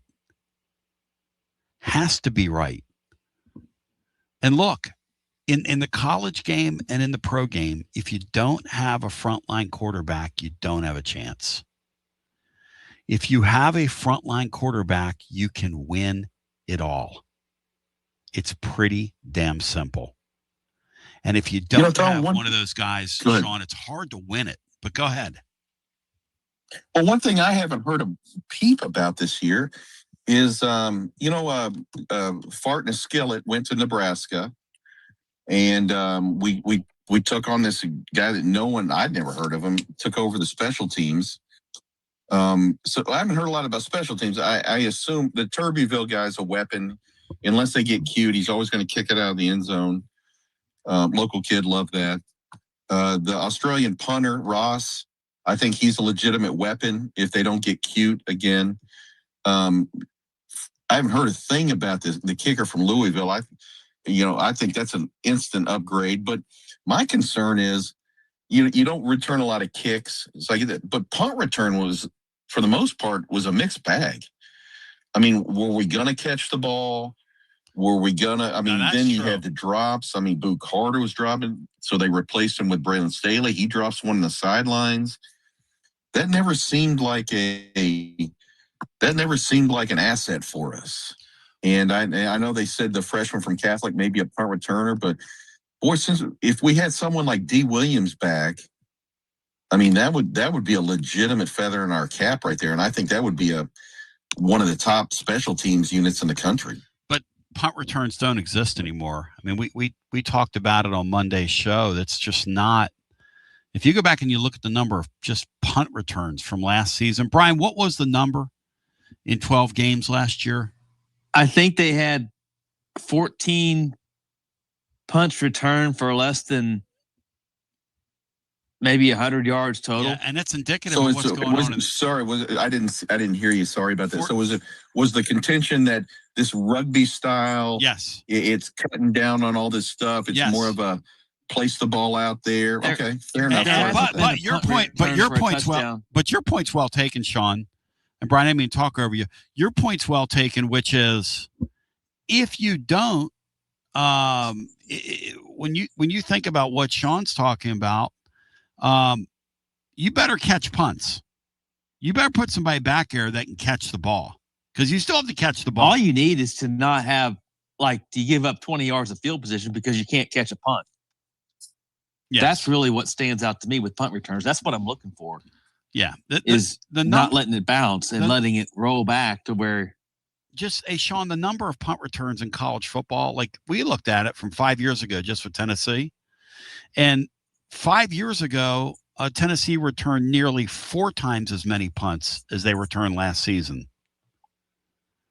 And so, they haven't had a punt return for a touchdown since 2023. And, I mean, how many opportunities, unless you've got a team backed up in their own end zone, and that's a surefire punt return opportunity, or unless you're playing a Crip team. And, again, the number of Crip teams on your schedule now is down 1. So, the opportunity to put up those gaudy numbers are what they are.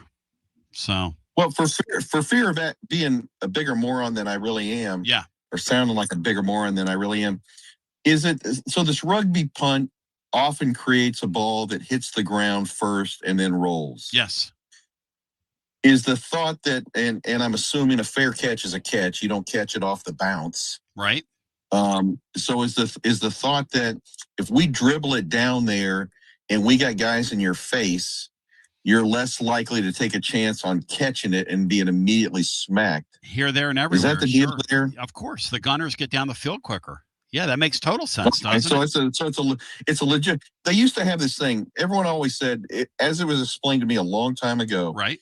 Everyone always wanted to say, where did this 4.4 for 40 yards come from? Right. Because 40 yards is an arbitrary number. It doesn't make sense. It's you have the 100-yard dash. Mm-hmm. You have a 100-yard field. What's this 40-yard thing? Well, it was explained to me a long time ago that they thought that you could get 40 yards for a punt, a field of position change of 40 yards. More than that would be great. But then you wanted guys that could run 4.4 and cover that ground. Now, the person who told me was an assistant coach at UT at the time, and so I believed him. There could be other thoughts to it, but I always wondered, why 40 yards? Why 4.40? You know what I mean? Why no? I know that's fast, but where do you come up with this 40-yard deal? And that's what they told me. If we could guarantee a 40-yard conversion of field position, we're happy with that. Makes total sense to me. Maybe they're changing the dynamics there. Hey, if we can keep you from catching it, keep it in bounds, and it'll roll positive yards, we can get 50, 55, 60 yards. I just think the analytical way that they're looking at the game has changed everything. TLL makes a good point. The rugby style punter, which exists in the pro game, he thinks the college should adopt the NFL rule. Look, I think college should adopt the NFL kickoff rule for sure. Because Sean's right. Turbeville's going to get over the ball and kick it through the end zone. If he doesn't, they're crazy. Why in the hell would I let you have a kickoff return? And by the way, even if you kick it short, most teams fair catch it now. That's another thing. The kickoff return does not exist in major college football. Now, if you had a once-in-a-generational athlete and you want to put him back there and let him return kicks, fine.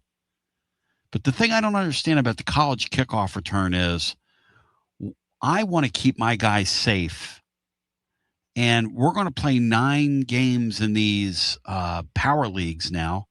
Why wouldn't we go to that, what was the XFL model and that's a great thing to use the spring leagues for, to experiment with rules or experiment with things like that, and radically rethought the kickoff where you have a landing zone and it forces you to keep the ball in play. Brian, I know it was hard for you as an NFL fan to get used to it, but now that you've seen it for a few years, what do you think of the NFL's adaptation of that XFL kickoff rule, which has resulted in a lot more action on kickoffs? And less injuries, I think, because and less injuries. You would see on the opening kickoff somebody just running the full length of the field and just out into someone at 100 miles an hour that never sees them coming. That could lead to injury. So it's kind of down on injury, which I think is another thing they've been they were thinking of. And I don't understand why I get more action and I get less injuries, and the offensive linemen are up against the linemen are basically right near each other. They're not running down the field like heat-seeking missiles. High school football ought to go to that kickoff too. I don't know what we're waiting for. Does not make any sense. But boy, I'll tell you what, I'm really getting ripped today in the comments over here on YouTube. I just looked down. I was like, God, these people are just destroying me. I'm a coward. I'm a this. I'm a that.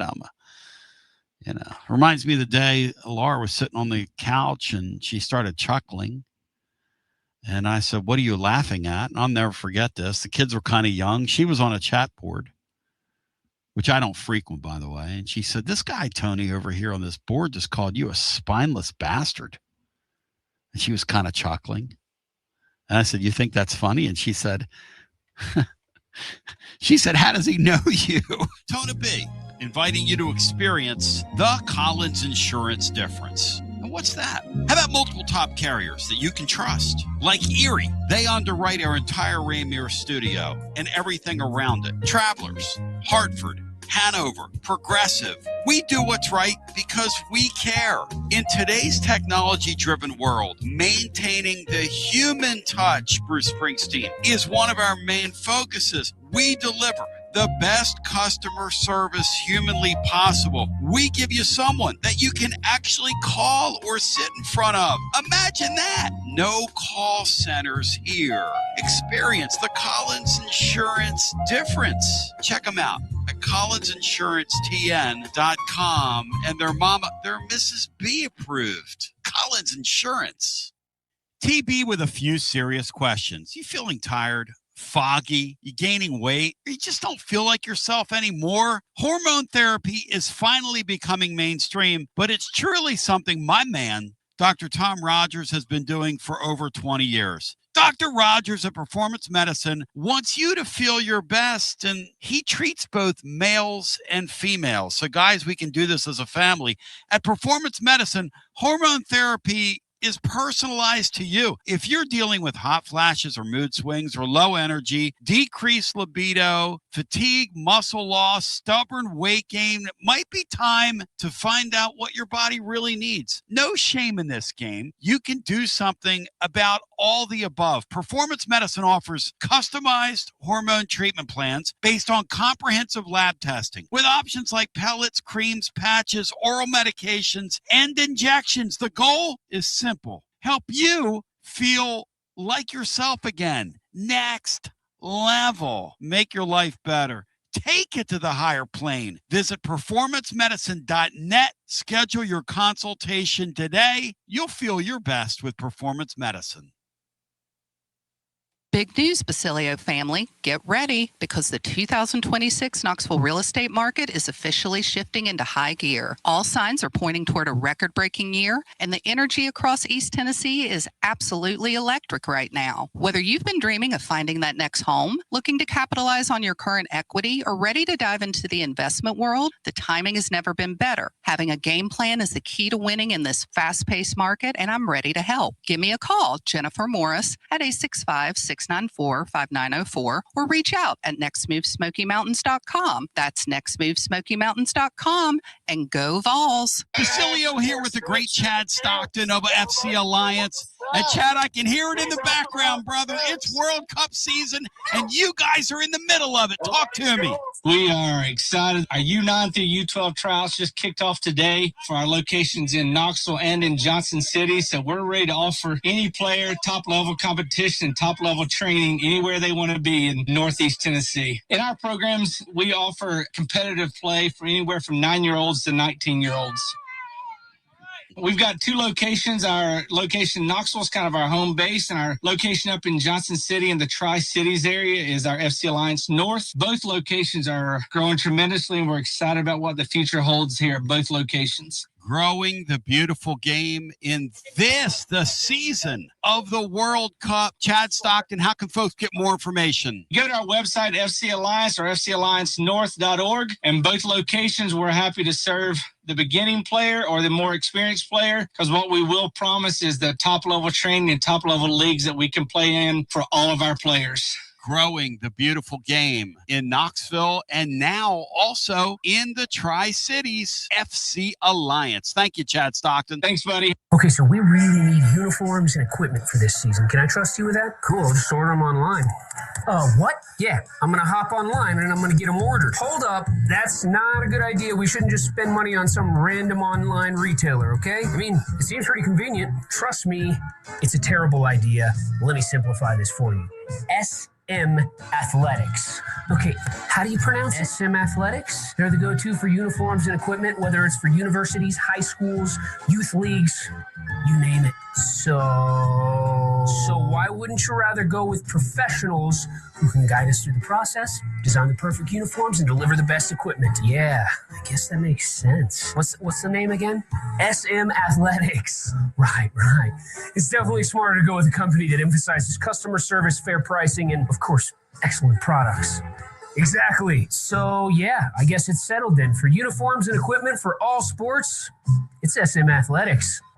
When a dangerous, overgrown, or storm-damaged tree is threatening your home, your car, or your family, don't risk it. Call ECR Total Landscapes, your local tree-cutting experts. From precision tree removal and trimming to emergency storm cleanup, ECR Total Landscapes has the equipment and the experience to get the job done safely and efficiently. Call today to set up your free estimate, 865-384-2012, or just go online to ecrtotallandscapes.com. The High Noon line of hard seltzers is always a winner and always next level. High Noon vodka seltzers come in 14 flavors with real vodka and real fruit juice. Only 100 calories with no sugar added, and it's gluten-free. Personally, I'm partial black cherry and pineapple. 14 flavors. That's as many bad takes as I've got in a week. In the mood for a kick? Try High Noon vodka iced tea in 6 refreshing flavors, including peach and lemon, green tea, and half and half. Feeling adventurous? Check out High Noon tequila seltzer in 6 refreshing flavors, including my favorite, blood orange. High Noon real vodka, real fruit juice. Live like the sun is always out. Brought to you by High Noon Spirits Company. Must be 21 and over to enjoy responsibly. Preparing food for a big gathering can really take it out of you. That's why you need to call Calhoun's and check out their selection of party platters. Whether you're hosting a party for the big game, a reunion, or just an everyday gathering, a Calhoun's party platter is next level. Choose from Calhoun's always excellent chicken tenders, fly with Calhoun's wings, or boneless wings with a variety of dipping sauces, award-winning next-level melt-your-mouth barbecue ribs, or delicious spinach artichoke dip, or get one of each. Plus, if you're doing burgers or sandwiches, Calhoun's has lots of side dishes like spinach Maria, baked cinnamon apples, Smoky Mountain baked beans, or creamy coleslaw. Available in pints, quarts, and gallons. And to finish things off, pick up one of Calhoun's great desserts to go, including homemade cheesecake or key lime pie. Calhoun's, simply your go-to party headquarters. With 9 locations all over East Tennessee, you can order online and just pick it up. Calhoun's, one of the Copper Cellar family of restaurants, along with Chesapeake's, Copper Cellar, Corner 16, Cherokee Grill, and Smoky Mountain Brewery. Eat local, eat good. Nothing makes you realize how much you rely on your air conditioner like a scorching hot day in East Tennessee. You want more than a technician. You want someone you can trust. Schedule Pipe Wrench's $79 AC tune-up now because the heat is here. Our certified technicians inspect, clean, and fine-tune your HVAC system to help it run efficiently and reliably while reducing the risk of breakdowns when you need it most. And while we're there, we can also recommend ways to improve your indoor air quality for cleaner, healthier air throughout your home. For more than 20 years, homeowners across Knoxville, Maryville, Oak Ridge, and surrounding communities have trusted Pipe Wrench Home Services for dependable comfort. And with our same-day service guarantee, you won't be left waiting when comfort matters most. Schedule your $79 AC tune-up today at PipeWrench.com. Same-day service guaranteed, or the visit is free.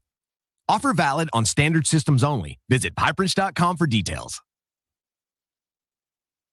Basilio here with my buddy, Connexio Kristen. Hey, Tony. Good to see ya. Can Connexio builds fleet technology that helps transportation and logistics companies win big. Live GPS, easy ELD and compliance tools, AI dash cameras, and asset tracking, all backed by the .1 U.S. customer support team. Want a better playbook for your operations? Visit Connexio.com/Tony. That's KONEXIAL.com/Tony. Connexio, built for drivers, trusted by fleets, and proud Vol fans. My Greek paisan, my brother from another mother, on your high noon hotline, and we no doubt are heading for a high noon overtime today. I can feel it coming on. It's high noon somewhere, and now joining us on the high noon hotline, Andy Demetra. He's your play-by-play voice of Georgia Tech. And Andy, you and I were just getting acquainted, and I'm just going to tell the living listener this is going to be a great segment because this guy's got a tremendous personality. And Andy, it is such a pleasure, man, to talk to you. Thanks for taking some time for us today. Pleasure's all mine, Tony. It's going to be a lot of fun. I appreciate it. Yeah, man. And we were just laughing. You grew up a Chicago White Sox fan, and we were laughing the other night about that brawl. And, you know, the truth is this time of the year we're in right now, these football teams are lucky everything doesn't turn into a brawl because they're so sick of seeing each other and hitting each other. And thank goodness, man, that the season's right around the corner, if you know what I mean. Yeah, this is the time of year where in preseason camp, you can sort of sense that impatience where the monotony and the drudgery starts to really wear on these players. And, yeah, you might get some scrapes and scraps just among teammates. It's that time of the season. But that's when you kind of also know when you're observing it or if you're a coach that it's about time to start hitting somebody else and that the season's around the corner, and that's a good thing. As we visit today, and Andy Demetra joins, he's my Greek brother from another mother. You and I were talking off the air about this era that we're in right now of Georgia Tech football. He is a perfect coach for that Georgia Tech program, is he not? Yeah, he is. And, you know, he's got a lot of credibility with Georgia Tech fans because he played here. He was an offensive lineman, and he very much has rebuilt this program, Tony, in his image. His teams play like a team that's coached by a former offensive lineman at his alma mater. There's a very distinct identity when you watch Georgia Tech play now. They're going to be tough. They're not going to lose their character. They're not going to panic. They're very much built on physicality and being cerebral, run-based. And I think it's been fun to see him take over on an interim basis, get the job full-time, back-to-back 7-win seasons, which was an accomplishment given the depth that he had to pull this Georgia Tech program out of.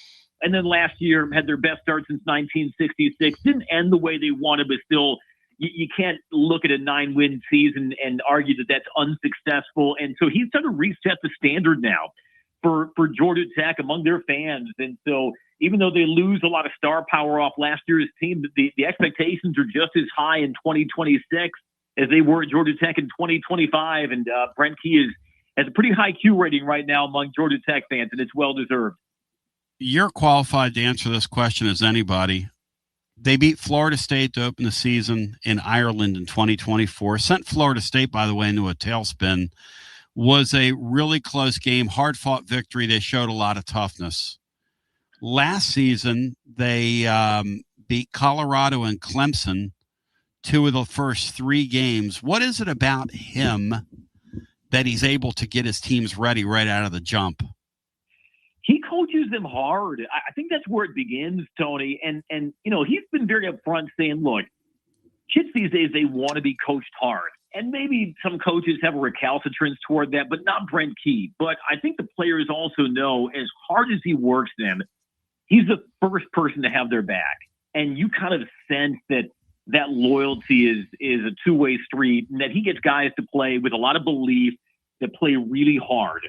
And so you've seen it throughout preseason camp at Tech where these guys are just beating each other up, but, you know, they're doing it because they know what the standard is now. As far as just the way they've started the season, you'd mentioned the Florida State game out in Dublin, Ireland. I'm pretty sure Tech fans tried to drink Dublin dry after they won that game. And then beating Colorado. And look, the season did not start off well. because Tech turned the ball over on its first 3 possessions. But it goes back to something I mentioned earlier. They're also a team that doesn't panic, and they're able to grind their way back and win that game late. And yeah, Colorado did not have the season everybody expected they would, but that was still a hardball win on the road for them to begin 1-0. I think he just makes sure that they play intelligently, that they believe in their intelligence as a team. And, you know, when you're playing that hard and that physically at the beginning of the season, I think it allows you to overcome mistakes, because there's always going to be some inherent sloppiness with the adrenaline and facing another team for the first time. And sometimes that throws teams off, but it seems like Georgia Tech, they approached this opening of the season with a very even temperament, and it serves them well. It served them well the last 2 seasons, and we'll see how well it may serve them September 3rd when they open the season at home against Colorado. Obviously a huge loss with Haynes King at quarterback.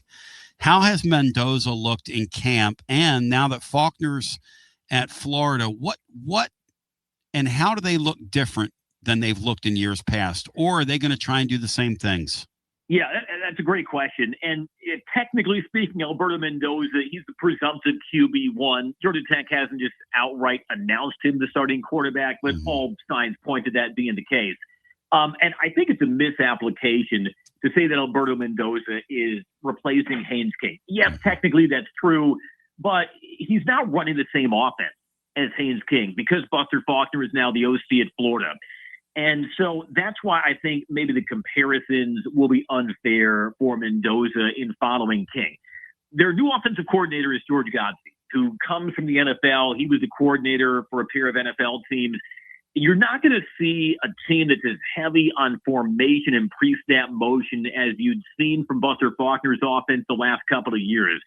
You're not going to see a team that's exclusively out of the shotgun either. I think Georgia Tech is going to run its quarterback under center a little more than the conventional offense nowadays in college football. And also George Godsey has empowered his QBs to make checks. It's not going to be that offense where they get the play call and then they line up and then everybody turns their head towards the sideline and then they get the adjustment from the sideline. In fact, George Godsey said at their last scrimmage, his quarterbacks had 14 checks that they made themselves at the line, and they were 14 of 14 in making those checks successful ones. So it's going to be a different offense than what fans have grown accustomed to seeing out of Georgia Tech, but I think it's going to lean into their strength, which is on the line and in the backfield, because I really think, in addition to Mendoza, they're going to have the security and the stability of a really formidable running backs room with Justice Haynes, the Michigan transfer, and Malachi Hosley, who was honorable mention all ACC last year.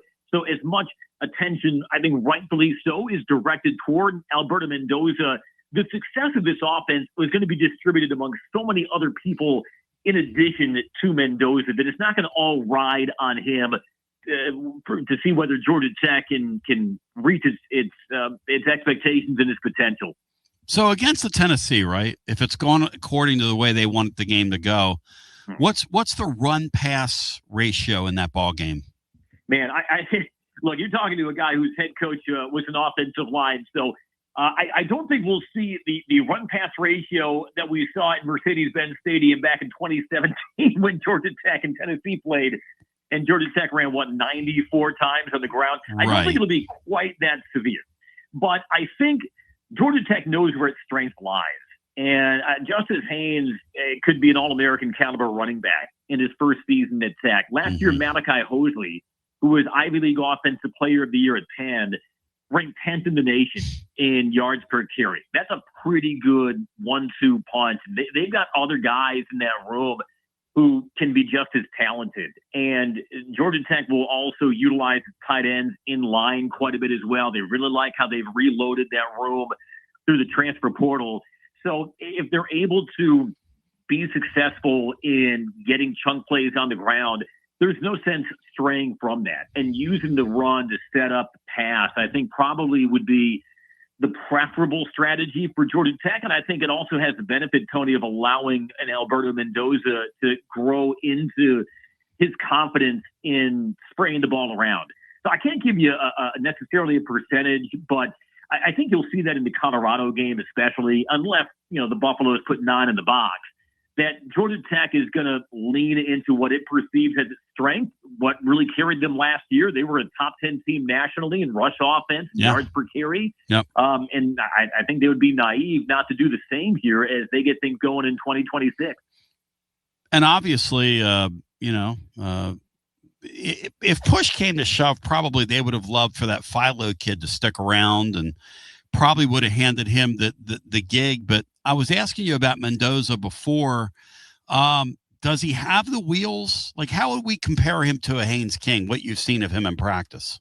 Yeah, he's not a reluctant runner. I'll say that. Okay. I don't think the offense is geared for as much mesh and design quarterback runs that you may have seen in years past with Haynes King, but that doesn't mean that that's not a viable part of their playbook. I just don't see, because, Haynes King, the last couple of years, he was known nationally as a guy who was just unafraid to throw his body around and had no problem carrying the ball 20 times a game.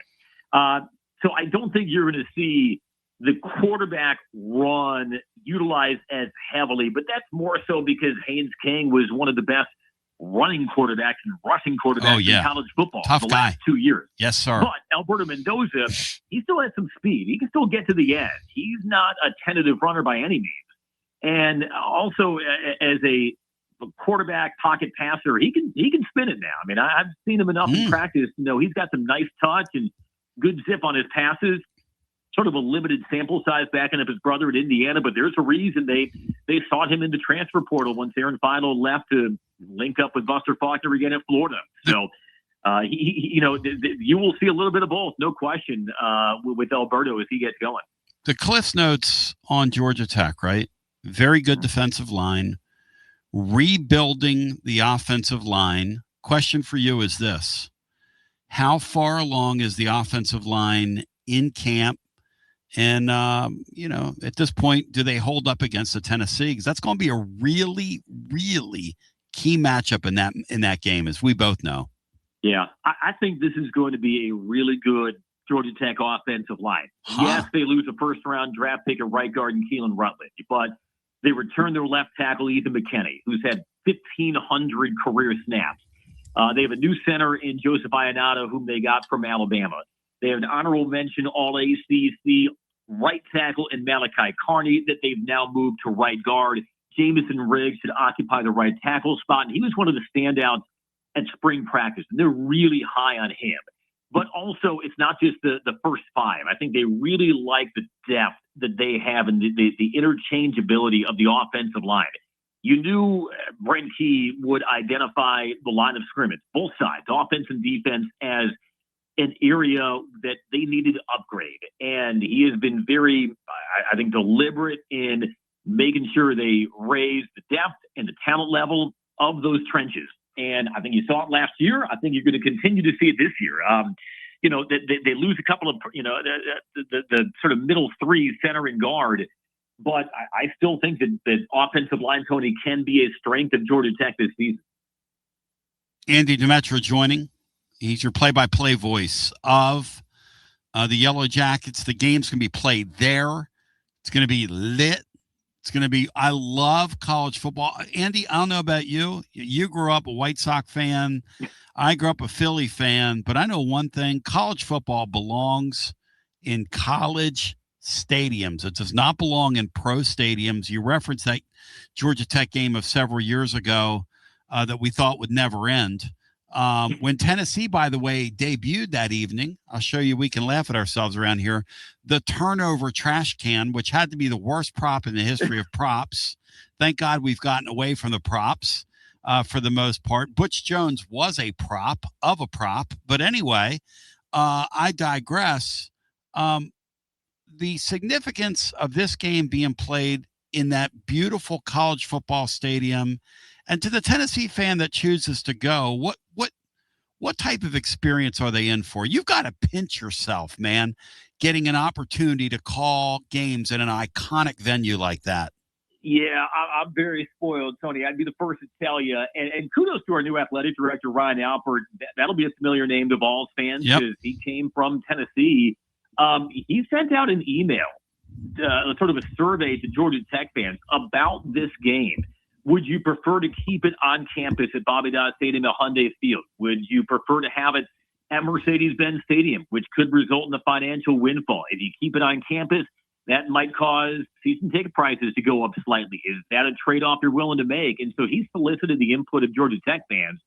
And I want to say around 80% of the respondents said, no, we want this game on campus. It's just too special to us. And so I think it's going to be really cool that you're going to see this game on campus at the oldest on-campus Division I college football stadium in America, in Bobby Dodd Stadium. Of course, Bobby Dodd Stadium, a legendary coach, Bobby Dodd at Georgia Tech, but he was also a quarterback at Tennessee. Yep. So I think there's some great synergy there in playing it in this venue between these two teams, two old SEC rivals. It's just one of the most unique backdrops in college football because you gaze out beyond the West Upper Deck. You see this gleaming modern skyline of Atlanta, yet you're inside a stadium that's more than 100 years old, where the original concrete grandstands you can still see underneath the existing lower eastern stands. So it's a really cool stadium. If the Tennessee fans have never visited there, and I think it's just a beautiful backdrop for college football, and it is what college football is all about. Andy Demetra, and I appreciate you on the way out. What is Tech's worry area as we head toward the season? Yeah, great question. I think they have some questions to answer in the receiving core only because they have to replace around 85% of their receptions from last year. Mm-hmm. They've got guys who are there, but they'll have to step into those roles. And also, can they generate turnovers? They were one of the worst teams in the Power Conference last year at generating takeaways. Mm-hmm. They've got a new defensive coordinator in Jason Seymour who has familiarity with Tech. He was a former linebackers coach here. He was the DC at Southern Miss last year. Well, Southern Miss led the nation in interceptions. So you could do worse than bringing back a guy whose teams had shown a knack for getting takeaways. Those are some of the question areas. I think safety is maybe an area of unknown for Georgia Tech because they had to replace a couple of stalwarts there, but they've got guys who I think are ready to, like I said, step into that spotlight. And we'll start to get those answers come to September 3rd when they open up against Colorado, and then going to have a real big litmus test in that second week when Tennessee comes to town. So they'll be hitting that ground running, but even with all those unknowns, there's still a lot of excitement around the potential of this Georgia Tech team. Andy, I'm loving every minute of this. Okay, you're a Sox fan. Who won the brawl the other night, the Cubs fans or the Sox fans? Because it looked to me like the Sox fans came out on top in that thing, and there were a couple Cubs fans guilty of cheap-shotting the Sox fans. Yeah, all I know, Tony, is you could tell that scuffle was not between any transplants to Chicago. These were not, the mid-25-year-old marketing assistant who just discovered Wrigley Field 18 months ago. Oh, no, these are tried and true Chicagoans going at it. I'm sure the combatants were a little lubricated. We might have to go to the judge's scorecard on that. I'm sure the winner of that fracas was in the eye of the beholder. So of course, I'm going to side with the South Side on that. But that's when you know these teams are back leading their divisions, when you can have a scrap like that in the bleachers at Wrigley Field. They did my forebears proud. Andy, you're the greatest. And, back in the day, and you told me your father grew up in the shadow of the old Wrigley Field when Lee Elia called them all a bunch of miserable bleacher bums, and before the tourists discovered it and this, that, and the other. And now it's all gentrified out there, and the Ricketts have bought the whole neighborhood back behind it. Man, I've always been always had a soft spot for the Southsiders. Always had a soft spot for them. Hey, look, all you got to know about my dad is he grew up 5 blocks from Wrigley Field, but they had a cat growing up named Chico after Chico Carrasquel, the former player for the White Sox. So he's Chicago right down to the nomenclature of their pets growing up. You're my man. Enjoy the upcoming season and all the broadcasting stuff that you are blessed to do. And you're a good man. You're an honorary Paisan after today, Andy Demetra. I will take that, man. Hey, look, we're all Mediterranean at the end of the day, Tony. I appreciate you. Thank you, my brother. Good talking right, to you. There you go. That's right. And we all come. That's right. That's right. That's what I'm screaming. Hey, Sean Sinclair and Brian Hartman, when you hear Andy Demetra talk about, and I want you to think about this, and then we'll get some calls in on the other side. when you hear him talk about Georgia Tech now, is our dauber up, or are we going to roll them like a joint cigarette after this? Got to dream about buying some land and building on that land? Well, Waterside Contracting is your ticket. 25 years of making dreams come true, Michael Scott. For hundreds in our area, custom homes or remodels, Waterside Contracting will build on your lot. They do incredible work all over the area. Structural integrity, quality without compromise. It's a way of life with Waterside Contract. Check out the wonderful work Waterside does. WatersideContractingLLC.com. When it's time for your dreams to come true. Quality without compromising. Waterside Contracting. He doesn't always drink beer, but when he does, he definitely prefers Dos Equis. That's right. The most interesting man in the world has returned, and he's more interesting than ever before. His phone is addicted to him. All of his teeth, all are wisdom teeth. So raise a Dos Equis to the man, the myth, the legend. And remember, stay thirsty, my friends. Dos Equis, enjoy responsibly. 2026 Cervezas Mexicanas, White Plains, New York. Located in Knoxville's historic Old City, Barley's offers great food, live music, the best draft beer selection in town, and now your new favorite place to watch sports. Their indoor projector is perfect for any weather, and they've revamped their upstairs area with more TVs to take in all of the action. Their menu features hand-battered chicken tenders, juicy burgers, fresh salads, and the tastiest pizza in Knoxville. You can enjoy their happy hour drink specials daily from open until 6 p.m. Barley's Tap Room and Pizzeria. Chilio here, and my friends at Carnes Motor Company started with a dream over a quarter century ago. I met Rob and Brian back when I still had hair, and they were working at a huge dealership in West Knoxville. But they told me back then they wanted to sell cars on their terms, and I wanted to do radio on my terms. Their terms, just like my terms, are ultimately your terms. In both cases, you're the winner. A Car Guru's National Award winner with a 5-star rating on all sites, just like our Vols. Everything about buying a car from Carnes Motor Company is no hassle. They specialize in high-quality pre-owned vehicles between the $5,000 to $25,000 range. And if you need to sell a car, they'll either buy your car or they'll help you sell it. Carnes Motor Company also has a top-notch service department. Therefore, every vehicle is rigorously inspected and serviced prior to delivery. So you're guaranteed to get a quality pre-owned vehicle every time. If you need a place for service, they've got you covered. Come be a part of the Carnes Motor Company family and tell them you heard about it from me. Online at carnesmotor.com. Oak Ridge Highway, 1 mile past the Carnes light. Carnes Motor Company. Like our 2026 football Vols, score a T3 TD every time with T3 Vodka, Tennessee's premium vodka, handcrafted with passion, precision, and a whole lot of pride. Right here, handcrafted in the majesty of the foothills of the Great Smoky Mountains. Quality around here isn't just a promise, it's a way of life. And T3's filtered 10 times, 80 proof of vodka, delivering a smoothness unmatched. This dedication to excellence has earned T3 Vodka prestigious accolades, like a 5-time gold medal award-winning vodka and your SIPS Consumer Choice Award medal winner as well. Whether you're sipping it neat, on the rocks, mixing your favorite cocktail, T3 Vodka, your choice for a premium award-winning experience. Be like Maury Hanks. Score a T3 TD. Ask for T3 Vodka by name at restaurants and wine and liquor stores today. Drink it neat, drink it right, and score a T3 TD all 2026 long. Tennessee's Premium Vodka, T3, Tennessee's Premium Vodka, distributed by Empire Distributors of Tennessee. Big news, Basilio family. Get ready, because the 2026 Knoxville real estate market is officially shifting into high gear. All signs are pointing toward a record-breaking year, and the energy across East Tennessee is absolutely electric right now. Whether you've been dreaming of finding that next home, looking to capitalize on your current equity, or ready to dive into the investment world, the timing has never been better. Having a game plan is the key to winning in this fast-paced market, and I'm ready to help. Give me a call, Jennifer Morris, at 865-694-5904, or reach out at nextmovesmokymountains.com. That's nextmovesmokymountains.com, and go Vols. Basilio here with the great Chad Stockton of FC Alliance.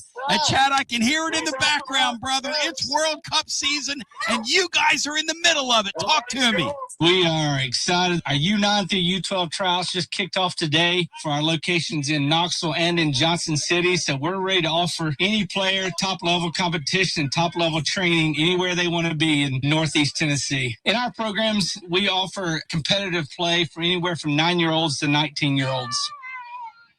We've got 2 locations. Our location in Knoxville is kind of our home base, and our location up in Johnson City in the Tri-Cities area is our FC Alliance North. Both locations are growing tremendously, and we're excited about what the future holds here at both locations. Growing the beautiful game in the season of the World Cup. Chad Stockton, how can folks get more information? Go to our website, FC Alliance or FCAllianceNorth.org. And both locations, we're happy to serve the beginning player or the more experienced player, because what we will promise is the top-level training and top-level leagues that we can play in for all of our players. Growing the beautiful game in Knoxville and now also in the Tri-Cities FC Alliance. Thank you, Chad Stockton. Thanks, buddy.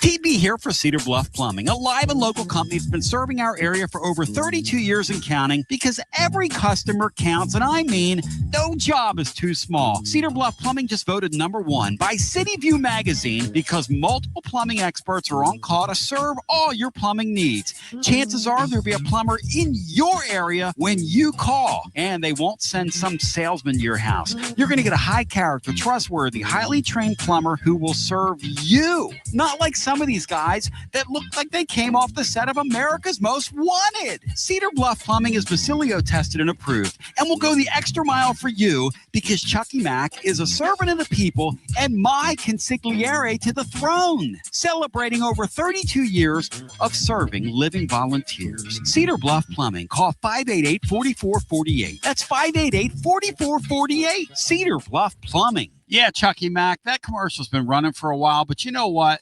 Calling Chucky Mack my consigliere to the throne is why I listen to this show. One of the great lines of all time. The great William Pattison with the playbook. He's been known to rip off some one-liners from time to time, a talented broadcaster in his own right, as we are here, as Russell Smith is. And John Reed in the morning. It's all ahead of you. Another golden day on Fan Run Radio. To FM 105.7 and AM 1340, WKGN Knoxville and W289CU Knoxville, Fan Run Radio. And what do? We crank it up, because it's like this and like that and like this. It's high noon somewhere. Sun's up, and it's time for another high noon overtime. The place where we kick back, pop a top, and really get to the bottom. Presented by High Noon Hard Seltzer. Made with real vodka and real fruit juice. Only 100 calories with no sugar added and is gluten-free. Live like the sun is always out. And now, it's time for High Noon Overtime. Sun's out, ladies and gentlemen. Sun stays out. And my friends at High Noon, 4 tremendous, delicious flavors, making it happen with you each and every day. Support them. They support us. It's a beautiful thing. You know, we started today's show out. I'll tell you what. You know, I give my opinion on Joey Aguilar, and people only hang in on the bad stuff. They don't give you credit for the good. He saved the season last year. And people are just ripping me all day, and that's okay. I don't care. It gives you something to do. But people have just been, God, they're going after Sean earlier. The things you say about this quarterback, and you're not allowed to say about this quarterback. Somebody called Sean a dumb son of a bitch, and Tony's a coward, and Tony's this, and Tony's that.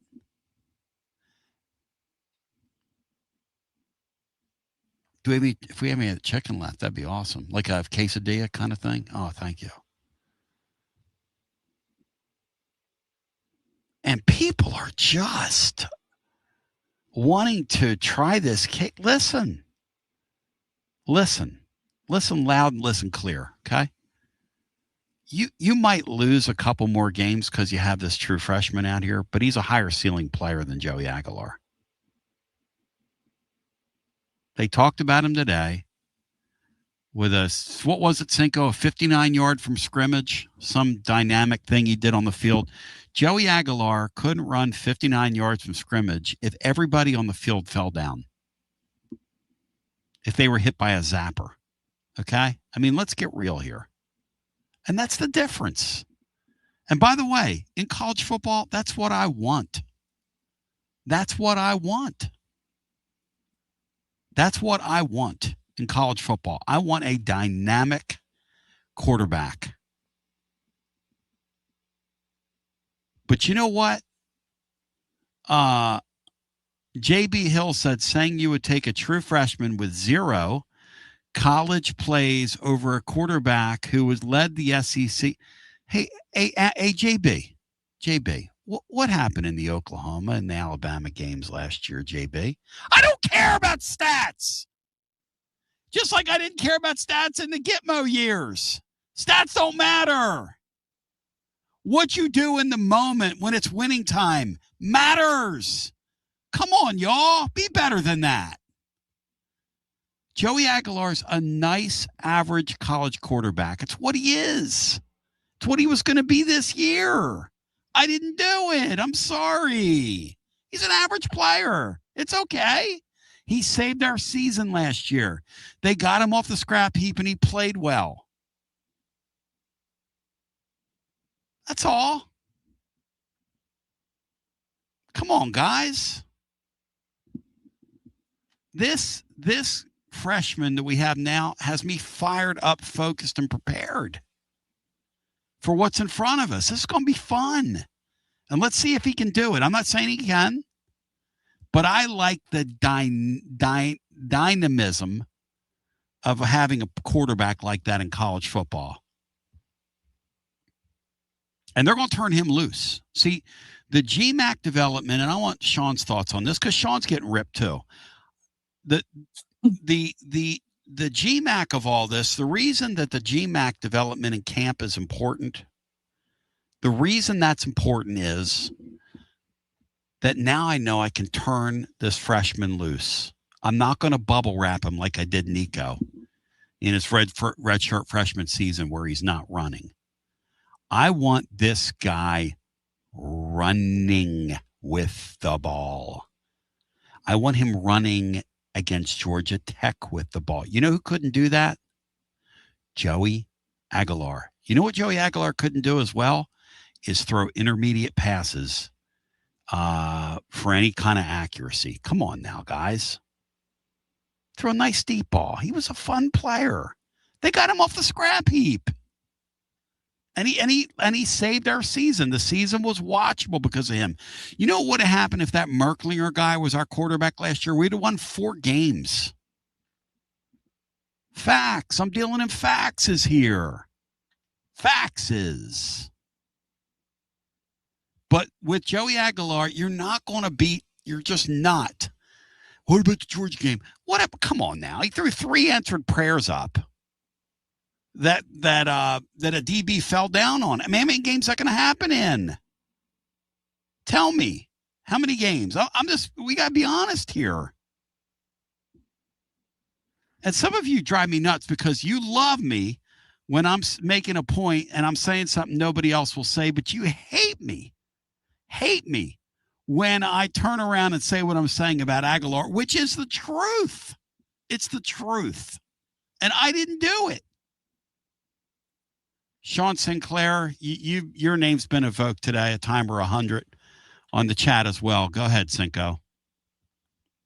Oh, that's okay. It is what it is. And at times I agree with him. But no, I mean, a lot of things can be true. Joey Aguilar saved our rear end last year. He was our best option. He was fun. He's a great story. Enjoyed seeing his mom and grandma, you know, in the videos and all that stuff. It was good. If he was still on the roster, I would choose him as QB1 over Faison. That's just what you do. But I would not want him on the roster now, simply because then we'd be repeating the same thing we've been doing over the past 4 or 5 years. New quarterback, new quarterback, new quarterback. Heupel doesn't play 2 quarterbacks. He doesn't develop 2 quarterbacks. So I'm glad it worked out the way it did. Is Joey Aguilar a great quarterback? Not by any measure or metric. He could have the most passing yards. That's fine. But I'm grateful that he was here for a year. I wish him all the best, but he wasn't a great quarterback. He was okay. He's okay. People want to talk about stats. You know what stats don't tell you? But that interception at Alabama last year, man. That was nonsense, and so was the nonsense at Oklahoma. Thank you. I mean, you want to bring that back? At home against Oklahoma, excuse me. You want to bring that back? I don't. It was fun. Throw the ball long. Make a few plays. Throw a great long ball. No doubt. But come on. Now, one of those plays at Oklahoma was a David Sanders whiff. Yeah, that's not his fault, but still, he was who we were told he was at App State. He's a guy. He's a gunslinger. Okay, how about this one? Who's going to have a relatively lower completion rate. Yep. He's going to stretch the field. He's exactly what Coach Fulmer used to say. He's a marching band type player. The problem is you don't know when he makes a play. You don't know which marching band's going to start playing. That's exactly line. What he was. That is a great line. I've never heard that term before. A marching band type player. Yep. Full credit Phil Fulmer. Those guys are. It's hard to win big games with those guys at the helm. Back to BH asked the question, Sean, and this brings us up, right? You said yesterday Nico would have been better last year than Joey. Hey, let me ask you something, BH. If you sat Josh Heupel down and you said, hey, Josh, or anybody with Tennessee's NIL for that matter, and you walked up to those guys or anybody in the inner workings of that thing, and you said, hey, we'll do a do-over last season, and we'll keep Nico and his family happy. And the Joey Aguilar thing doesn't have to happen. He stays at UCLA, where he's from, plays his last season, okay? And goes off, and now he's with the Jags, and we all live happily ever after, and Nico's still here. Hey, BH, what do you think the answer is to that? Now, I want you guys to think about things you're saying here. Did you see Nico last year with UCLA, how dynamic he was? And I'm not saying Nico's like going to be a first-round draft pick in the NFL. You don't think that's a better college quarterback than what we had last year for this system? People say, well, you're just doing this for hits and clicks, and I've never done anything in my life for hits and clicks. Are you kidding me? Listen, as talented as I am, if I wanted to be a clickbait person, do you know how big my name could be? But I'm a guy who just wants to serve my community. What's the actual discussion? Because if I do believe that we're a better team last year with Joey than we would have been with Nico. Okay, then you're in his camp. I believe. Well, I'm not here to debate that. No, I'm not here to debate. I'm not here to debate anything. I think Nico is apt. You're entitled to your opinion. I've always thought that. You're entitled to your opinion. Brian, what do you think? Nico last year or Joey? I would have rather had the Joey Aguilar that we got over the first half, really the non-Penn State game, the version of UCLA got of Nico Amilava. Back to the phones we go. I'll tell you this. It's an interesting discussion, and Sean is certainly like I don't color these things. People are entitled to their opinion. Me and Matt disagree on it. Me and John were agreeing on it yesterday. But the thing about Joey is, Nick Jackson says Joey's getting an NFL opportunity because he came here. No, he's not. He's getting an NFL opportunity, Nick, because he's getting an NFL opportunity. Because they have to fill out the dance card. He would have gotten an NFL opportunity anyway. Come on now. I mean, this is Joe Milton's time to shine. Joey's going to be in the spring leagues if he wants to do that and go do his thing. And,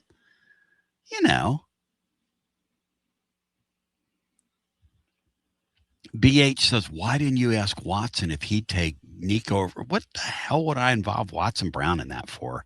Are you kidding me? We were talking about pace of play and things that matter, which is kind of my point. You people are freaked. You people freak out just when you say Joey Aguilar is an average player. And this kid we have right now, I don't know what he's going to be, but he could be something great. I know one thing. He has wheels. And wheels matter. And Sean, you said it, a reluctant runner. That's okay. But Aguilar saved our season last year. There's no doubt that's true. And he's a good kid. And his family's cool. And much easier to root for than that Pavia guy. Much easier to root for. No, all that's true. I mean, two things can be true. I don't hate the guy. I don't hate the guy one bit.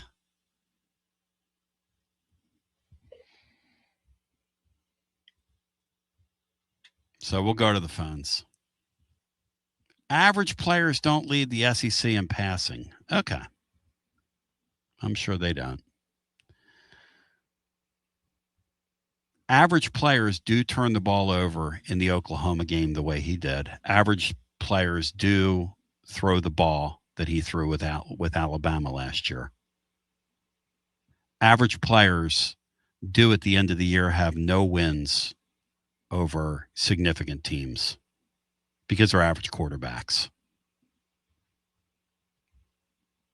I'm sorry. I didn't do it.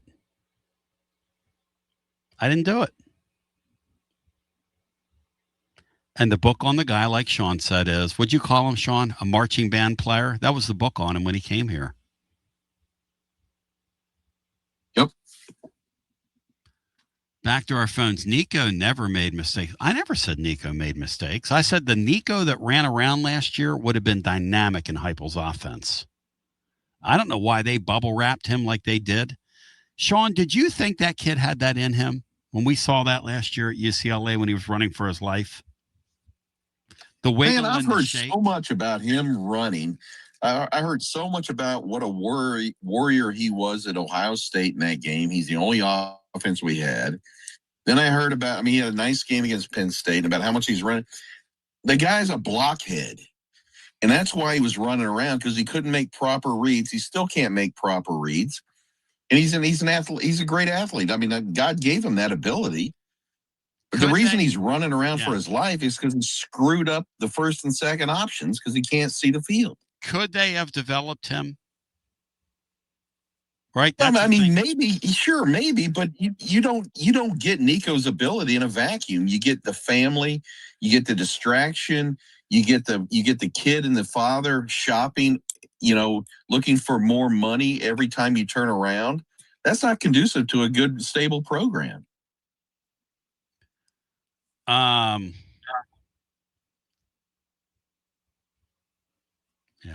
He wasn't playing. We're learning after the fact he wasn't really part of the team. He was he was a loner that stayed with his family, which is his prerogative. But no, look, we took our lumps. Yep. Joey saved our rear end. Yes. And now we've got a dynamic young star with a new beginning. I'll take that over fourth year Nico, and then next year, who knows what's coming on. And here's the thing. And if this guy can play a little bit, this will be our 2021 setting the stage for 2022. And I'm willing this year to go through that.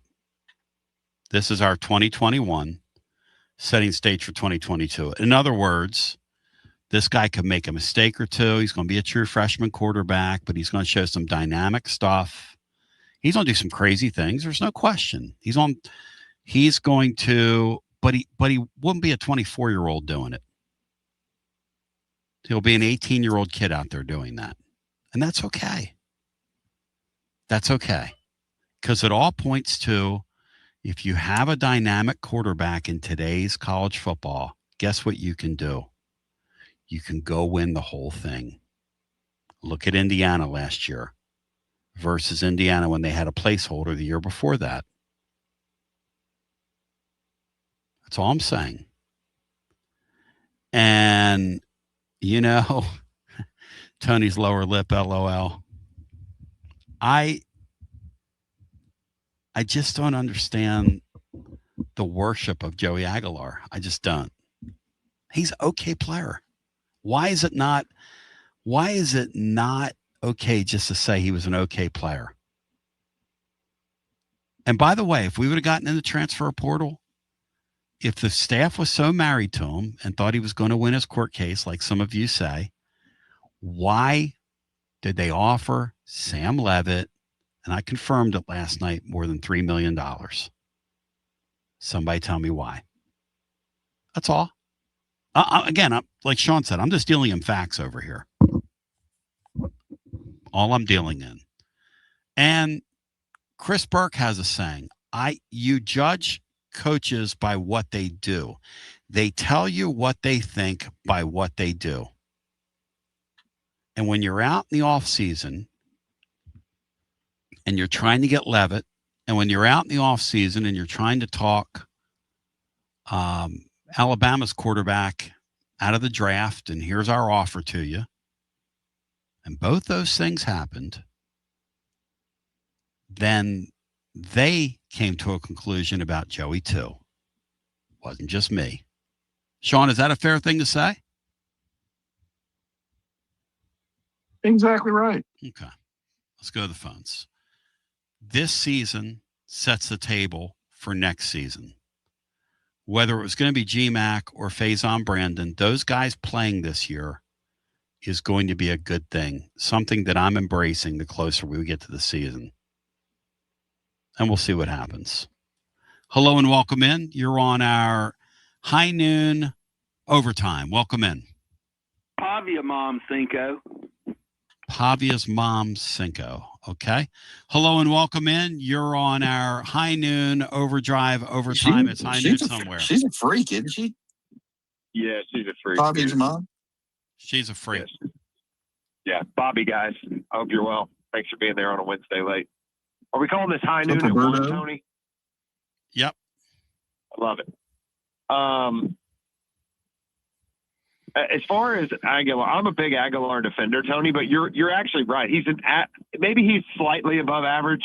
I don't know if you'd give me that, but he was a slightly above average quarterback in a perfect system for him. Mm-hmm. It focused on the one thing he does extremely well, which is throw a catchable deep ball. Mm-hmm. And he has a fair to middling, maybe even slightly better than middling arm. And he could get it downfield. We don't know how good his arm was because apparently he had a tumor in it, right? And for a guy with a tumor in his arm to lead us the way he did, I know people like that. I think there's a lot more vocal people that trash him than support him. There's no doubt about that. I think you'd agree with that as well, Tony. But you're right. He was an average to above average player, slightly above average player in a system set perfectly for him. I loved him. But you're right. He had limitations. You know what kills me, Roberto, is this thing where people say, well, Josh Heupel shouldn't be preparing for next year in year 6. Yes, he should. One year begats another. Roberto, how do you respond to people that say in year 6, Heupel shouldn't be preparing for next year in year 6? Like I'm saying, this freshman playing the freshman, one of these guys sets you up for next year. Well, I would say that I agree with your assessment now. If you were going after Sam Levitt or you go after the Hoover kid that ended up, I guess, at Indiana. Yeah. There were several kids I know they kicked the tires on. They kicked the tires on Ty Simpson. If you were doing that, you were preparing for this year to be a year that you could compete. There's Correct. no doubt about that. Correct. But those things didn't fall your way. Right. So I hate to just agree with you again. Sounds pretty sheepy, but you're right. I don't think we're throwing the baby out with the bathwater. But if this kid can play and he stays healthy, this Faison Brandon kid, then we still might be a playoff air quotes contender. But we're probably not going to be. And I think that's something we have to embrace. So I don't necessarily think we're kicking the can to next year anyways, but you have to start that kid. But they kicked the tires on a whole bunch of guys and even went through a litigious process to get the guy they, which is, I guess, maybe he was their backup plan or their first plan, and the other guys, I don't know how that all worked out. But for me, yeah, go get good. Go get a guy who can really play. Exactly. And you might get lucky this year too. And I want to say this kid is now running in practice. Today he had a long run for a touchdown. And again, it doesn't count till you get on the field, but he handled the scrimmage really, really well. He's got a rocket arm, obviously. He is going to make a bunch of mistakes. But here's the thing. But so did Joey, and you still had a good season. Well, the floor, well, no, you tell me if you agree with this. The floor with Joey is going to be higher than the floor with a freshman. With a freshman, he can make a few mistakes. You can lose a few more games. I mean, but the ceiling with this guy is higher than it was with Joey, because Joey was always going to do goofy things in the big games. He just was. Yeah, well, that's a reasonable expectation of a freshman to do some goofy things in games, whereas a fifth-year senior, or he would have been a sixth year, I guess, this year, you don't expect him to do goofy things. So, yes, the offset is he's more athletic, he's more explosive, and if you're going to get goofy things out of a senior, it's kind of equivocated for me. That's where I'm You're at. going to get that out of a freshman too. Yep, that's where I'm at. Yep. And I mean, Josh Heupel can coach. Let's not forget that. He took Nico, who I agree with Sean is very limited mentally, and put us in the playoffs. I mean, may I drop in one more thing that really irks me and gets under my crawl? Mm-hmm. How is Deshaun Bishop not one of the 60 best running backs in college football? How the hell's that a thing? He was what? I'll tell you, Roberto. I think it's because. Sorry, Sean. I think it's because there's such a lingering tail when you are highly ranked and when you're not highly ranked. Yeah, amen. And a guy could be. I truly believe this. A guy could be a 5-star running back and run for 1,000 yards. Yep. And a guy could be a walk-on and run for 1,000 yards in the same season. And people will look you in the face and tell you every time that the 5-star, had a better season or whatever. I don't know why it is. Well, but we're not even so blinded by the recruiting process. Yeah. Nico falls into that. Nico absolutely falls still into that. Yes. People will look at all his nonsense and just say, no, he's first-round draft choice. What? What are you talking about? That's that Martin Columbus guy. That Martin Columbus guy loves. You bring up Nico and the first round pick, and Come on. Well, he also said that Joey was mid, and he's not wrong about that. Interesting. But I guess, Sean, what I'm saying is, I think that Deshaun Bishop is better than the Northern Illinois running back who did make that list. Wow. And I don't think anybody's going to argue that. That's a shame. I'll tell you who didn't get a vote on that list. I think that Sean Bishop is the best natural running back we've had around here in a long time. I'm not saying the most productive, but I think he has the best vision. I think he has the most patience. I think he gets down when he needs to get down. He is a natural running back. He reminds me so much of Travis Henry. It's not even funny. Wow, that's quite a compliment, Sean. No, I'm serious about it. I love watching him play running back. Yeah, shows you what his performance at Carnes really meant. He was the best running back in the state at Carnes, and he didn't even get a sniff at Tennessee other than the walk-on. I think his only committable Division I offer was like Coastal Carolina. Wow, and that's right. And he was a machine. He ran for like 3,500 yards every single year in high school. And to me, that screams, if you can play, you can play. Thank you, my friend. Yeah, you know what it goes back to? It goes back to what that coach at Indiana says, which is a famous saying by now. Give me production over potential. Production over potential. And we go back to our phones. 865-200-5402. That is a real disgrace that he doesn't even crack the top 40 on I mean, he's got to look at that. That's got to piss him off. Maybe it motivates him. Hello and welcome in. You are on our High Noon Overdrive Overtime. Hi.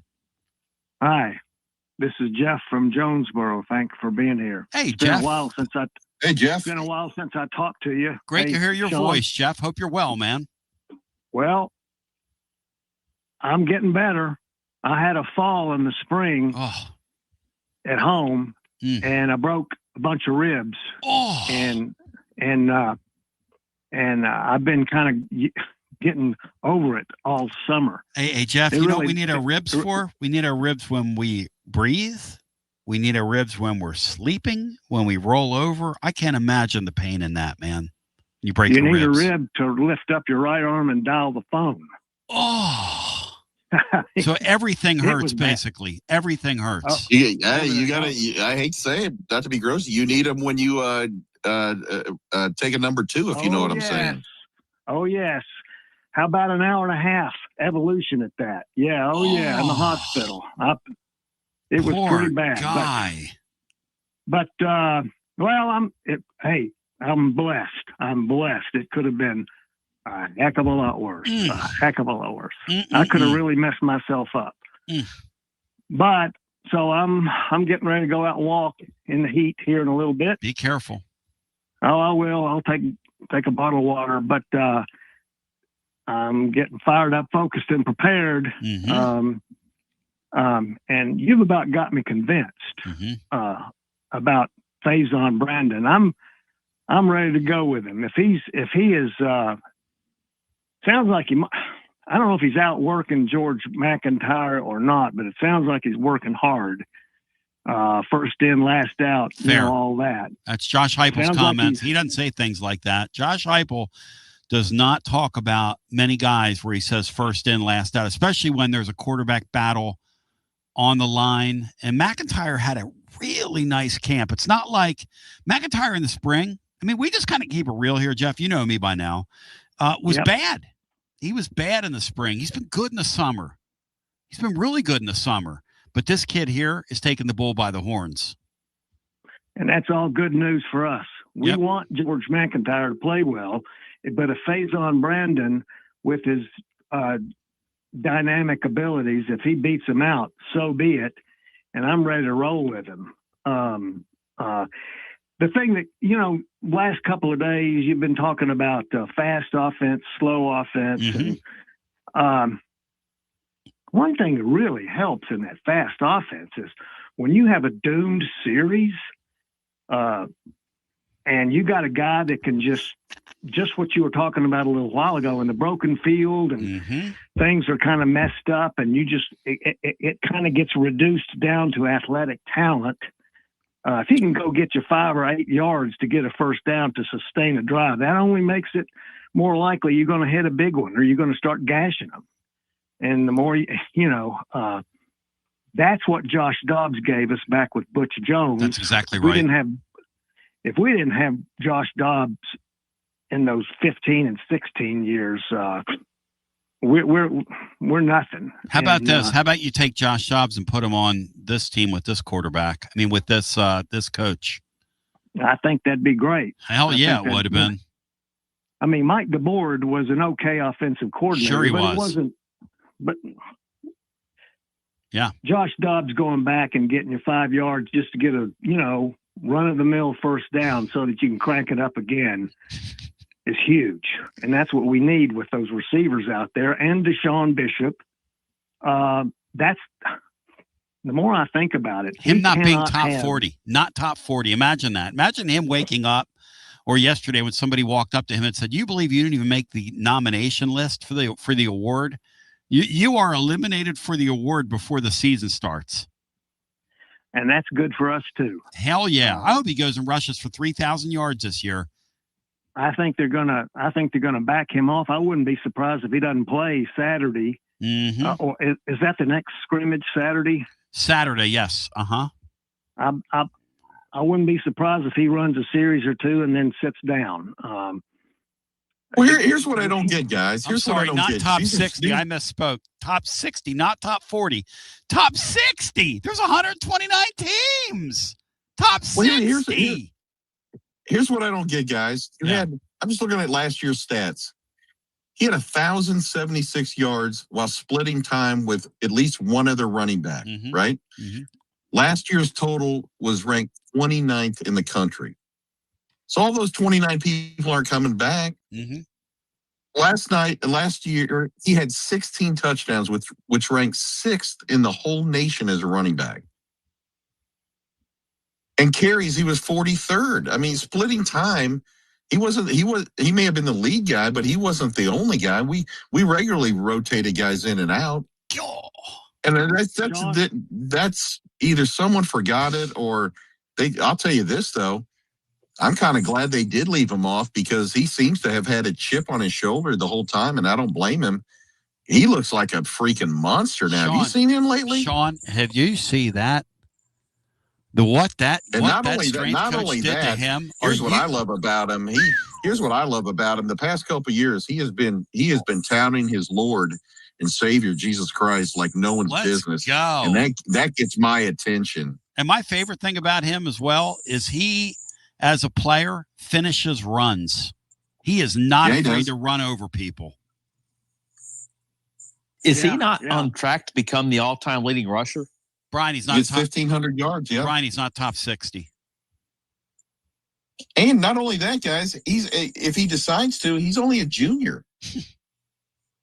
I mean, hopefully, I don't know if he translates to NFL. I don't know that. Yeah. But with NIL right now, he could demolish the career. And how great would that be for a local kid who was absolutely looked over, even by not by us, but by us a little bit, you know. Of course. And if he just destroys the UT record as a local kid about the kid, I'm not stealing his story. I think he said he made some changes a couple years ago, and that's when he dedicated his life. I think that would be one of the all-time great stories around here. That he's a J.J. McCleskey Redux is what he is. A freshman, a walk-on, comes out of nowhere. And J.J. McCleskey went on and played in the Lee for a bunch of years. The Lee. Anything else for us, Jeff? Fun? Won't it be fun to see a senior, Deshaun Bishop, with DGG back there too? Yes, no doubt about it. Sort of a mentorship, local kid. Yeah, he can tell DGG, this is a special place. You can set your path however you want here playing football in Neyland Stadium. You're my man. Get better, brother. And by the way, did you see what Sean's talking about, that the photos of Bishop that have been circulating around? Have you seen them, sir? No. His body. He looks like a freak. He looks like an absolute freak. I bet it hurts him to take a number 2. His torso so tight. Yeah. Yeah, because you can be too tight. You know what I mean? I have not seen. I'll look them up. But man, I'm getting excited. Thank you, my brother. And maybe too much. And next time I call, I'm going to talk about Rick Barnes getting it done in June or July. Could he be the man right now, Rick Barnes? You can go ahead and elaborate on that. Anytime somebody wants to love on some Rick Barnes, I'm here for that. He's acting like a man possessed. Yes. He's like, I'm so impressed. You know, one last thing. When we were all concerned, I was concerned when there seemed to be a mass exodus from the team after we lost to Michigan. You know, we lose every day with somebody else leaving. I think he must have brought the whole team in and said, I hate to tell you this, but we're gonna go over if we can. I mean, it just has that feel to it. I don't know. Maybe he wouldn't be that harsh, but I don't know. It's like they got the message some way that this guy's going for it, and Doesn't it seem like that way to you? The number of people we lost when they did that. Hey, when they walked that guy into that courtroom and got him eligible, and a day later they didn't even make it look like anything else happened. A day later, they got him because they struck out on two of those big men. Oh, he ain't playing. He's not playing, and none of his heroes appear on your stamps, if you know what I mean. This guy is killing it. Great G.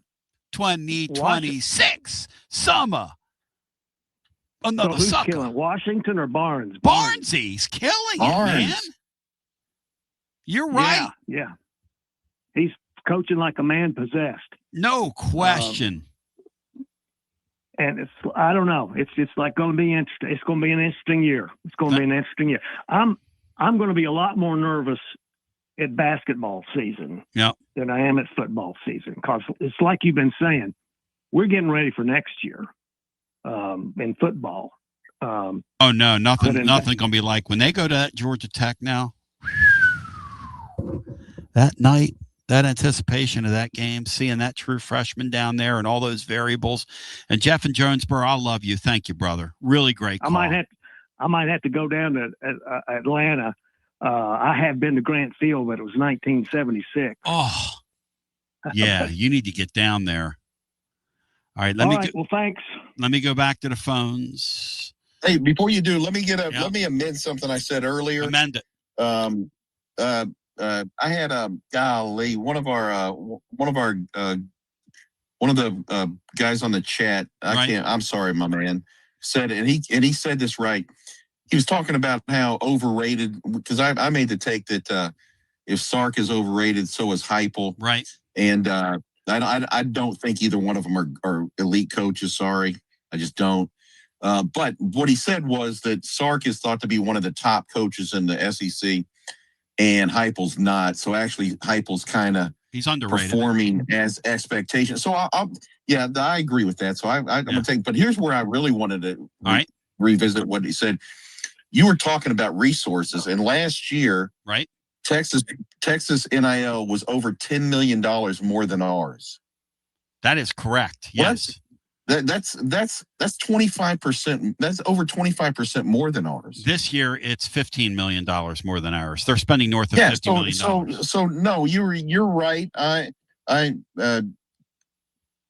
Sark is a clown. I don't need to drag Heupel into this. Sark's a clown. So my apologies to Coach Heupel. I am glad he's here. I love him being our head coach. He's underrated. I hope he becomes elite one day. Yeah. You know what he is? If he nuzzled up to the media the way Lane Kiffin does, the way Sark does, the way those guys play the game, he would get more love from them. But he's one game less. He's a one game less Mark Richt. Correct. Let's go back to our phones. And there was nothing wrong with Mark Richt, by the way. Let's get Mark Richt in today's era would have lived in the playoffs and won a lot of games. Hello and welcome in. You are on the show. Hey, Tony. Oh my God! It's the high noon. I love it. It's the high noon hotline. Here we go. Mark, light him up with this Aguilar thing. Do it. We're back on the canonization of St. Joey, huh? I mean, oh gosh! I just against anybody with a pulse last year, minus the first quarter against Georgia, the dude wasn't any good. I'm sorry.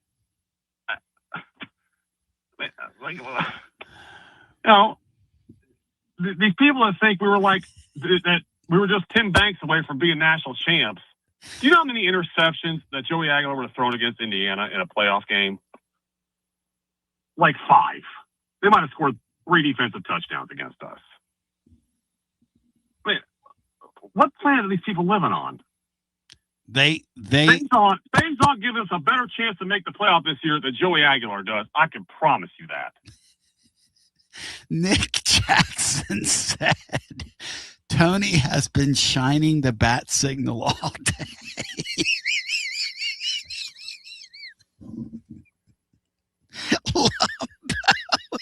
Lumbo is such a one-trick person. God. Oh, there's got to be a better way to spend my life, but I can't think of it. Oh my gosh. So what are these people arguing, Tony? I mean, you're just not, you're right. You're just not allowed to say anything. I just think Joey was a nice average player, and I think they have a higher ceiling this year with one of these two quarterbacks they're going to play. That's all. That's a no-brainer. Well, no, people are mad at that. They like, well then the bets. Is Joey in a camp? Yeah, he threw a touchdown pass the other day for Brian Shags. Brian, who's our backup quarterback? Not a touchdown pass, but a 43-yard completion. Brian, who's their backup? Who's their yeah, he hit a deep pass. Brian, who is their who's the backup Nick there? Mullins and three quarterback. He's one of three quarterbacks that played, and Trevor Lawrence was not one of them. I think Nick Mullins was the other quarterback, and there was one other. Okay. They're also mad. Ghost of Dr. Z says I'm misrepresenting myself. People are also mad at me and frustrated at me for saying we would have won more games with Nico than Joey last year. I think the number would have been the same, personally. I have no idea. The MVP of the offense was Brazel. Without him, they probably lose 2 more games. I agree with that. So if you have Nico throwing to that dude, Carter Bradley, Nick Mullins were the other two, and the kid in the slot, and Mike Matthews, instead of throwing to 5'5" Squirrel White, and I run a 4.85 Brew McCoy, what does it look like? I don't know. You know, Sean, he does have a good point. The year Nico really struggled, his wide receivers weren't exactly good around him, were they? Well, he never got a chance to tell him because he couldn't throw it to him. I don't know if they could catch or not. The balls never got to him. But hey, aside from that, hey, I want to get a shout out to my man, Frank Beard, R.I.P., who just passed away, longtime drummer for ZZ Top. R.I.P. Frank Beard. Sorry, Mark. And what you can't make up is Frank Beard's name is really Frank Beard in a band where 2 guys had beards longer than Santa Claus. Lumbo, what's the word from Ohio State camp? And by the way, is Ryan Day overrated or underrated? We were having a discussion about this yesterday. He's over. I think he's not on. Anybody that puts him on Signetti's level is nuts. I think you could say he and Kirby are similar. I think I'd rather have Day now moving forward in terms of building the program because Kirby's inability to move on from Mike Bobo is insane. You know, I think he's very archaic with his offense. I don't. Hey, Mark, is Julian Sam going to be a great quarterback this year? I know we both agreed that he was last year. They are raving about him. He's put on like 20 pounds. Oh, wow. Uh-oh. The PEDs are obviously working. Do you think they get Texas or do they get got at Texas week 1, Mark? What is your sense of that, being near those people and around those people? That's going to be a hell of a game. I think it's going to be a hellacious game. I think it's the 2 best rosters in college football. Can Sark score in the red zone? I think Ohio State takes a step back on defense. I mean, they lost 4 top 11 picks, or 3 top 11 picks off their D, including Caleb Downs, who was probably the best player in the country last year. New offensive coordinator, Arthur Smith. I mean, he made a living throwing 50-50 balls to A.J. Brown in Tennessee. He's going to do the same with Jeremiah Smith, and with Jeremiah Smith, they become more like 90-10 balls. Look out for Jeremiah Smith being an absolute monster. They're going to be good. We'll see what the defense does. They got some question marks along the offensive line, and believe it or not, like they don't beyond Jeremiah Smith, it's unproven guys at the receiver slot. I know they've pumped into the NFL, but they're a little thin there past Jeremiah. Be interesting to watch. By the way, Caleb Downs is having, and thank you, Lumbo. Go ahead and get him off on our topic, Sean. That's a superpower, Sean. I've never been able to pull Mark off a topic. Caleb Downs is having a great camp with the Cowboys. How do I know? I was walking by ESPN the other day, and they were surprisingly enough, the subject was the Dallas Cowboys.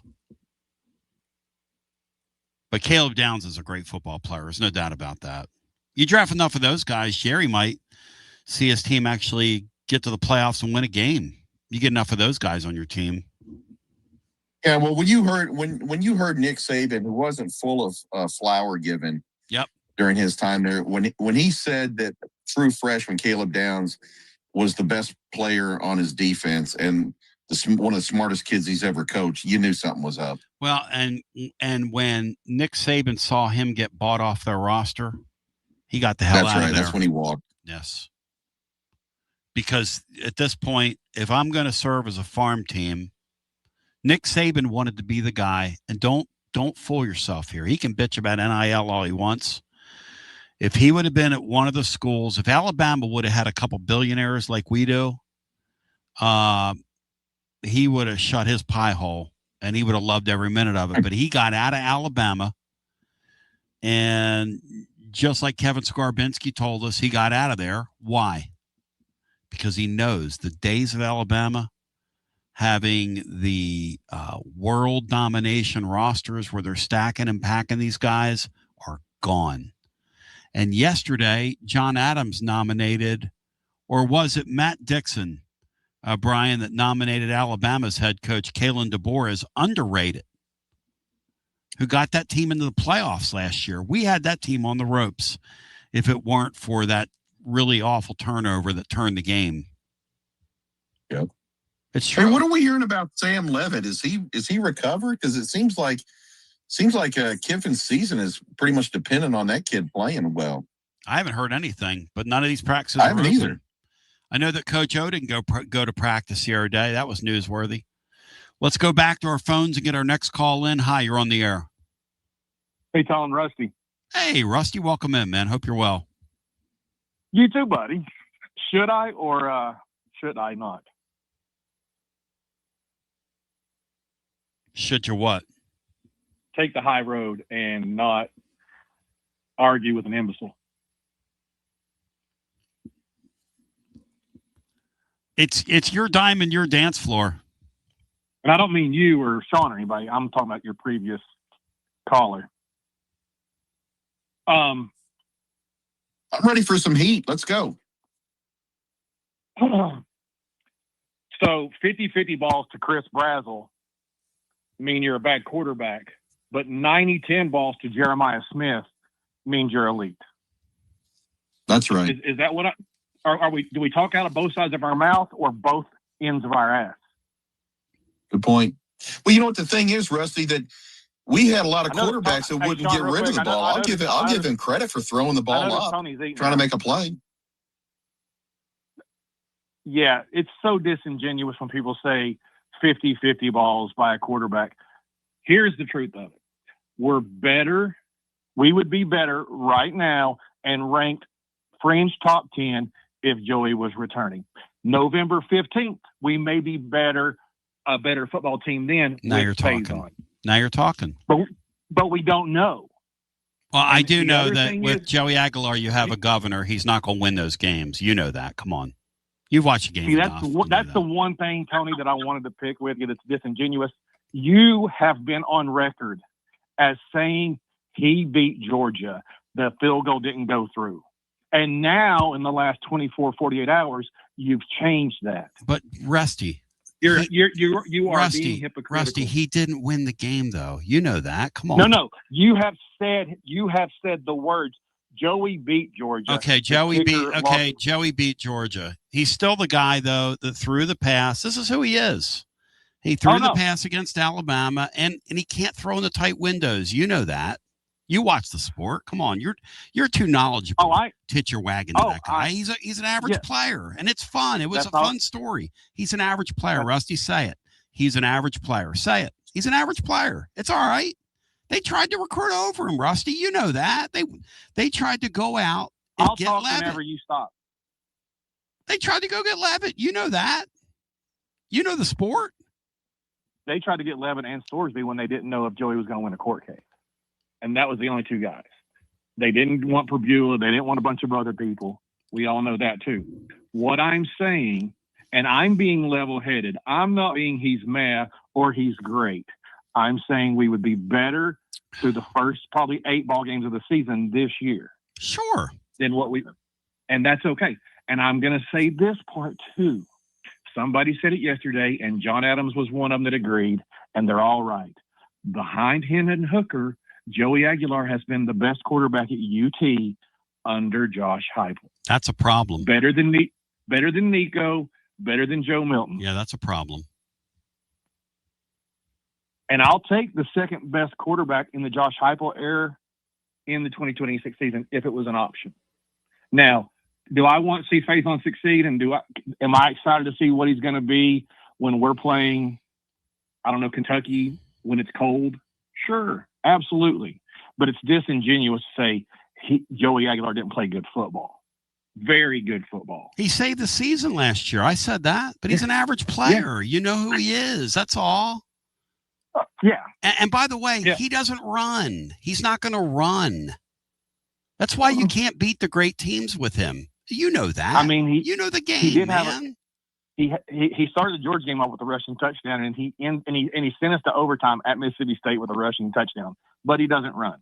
Now, is he lightning in a bottle runner? No, he's a capable runner. He's not Casey Clausen. He's not. I don't know, the kid at Georgia Tech we're going to play, the Mendoza's little brother. He's not one of those guys. He's not a willing runner. He's just an average player. He's okay. Right. Yeah. Now, I will give you this. You were right about Heupel may not be underrated, but he's properly rated because nobody gives him any credit. Nothing. No national guys give Heupel any credit. Nothing. And Sark and Kiffin get glazed, like they're Signetti, like they're Kirby, and Ryan Day he's just Larry Coker who won his championship at a younger age. That's all he is.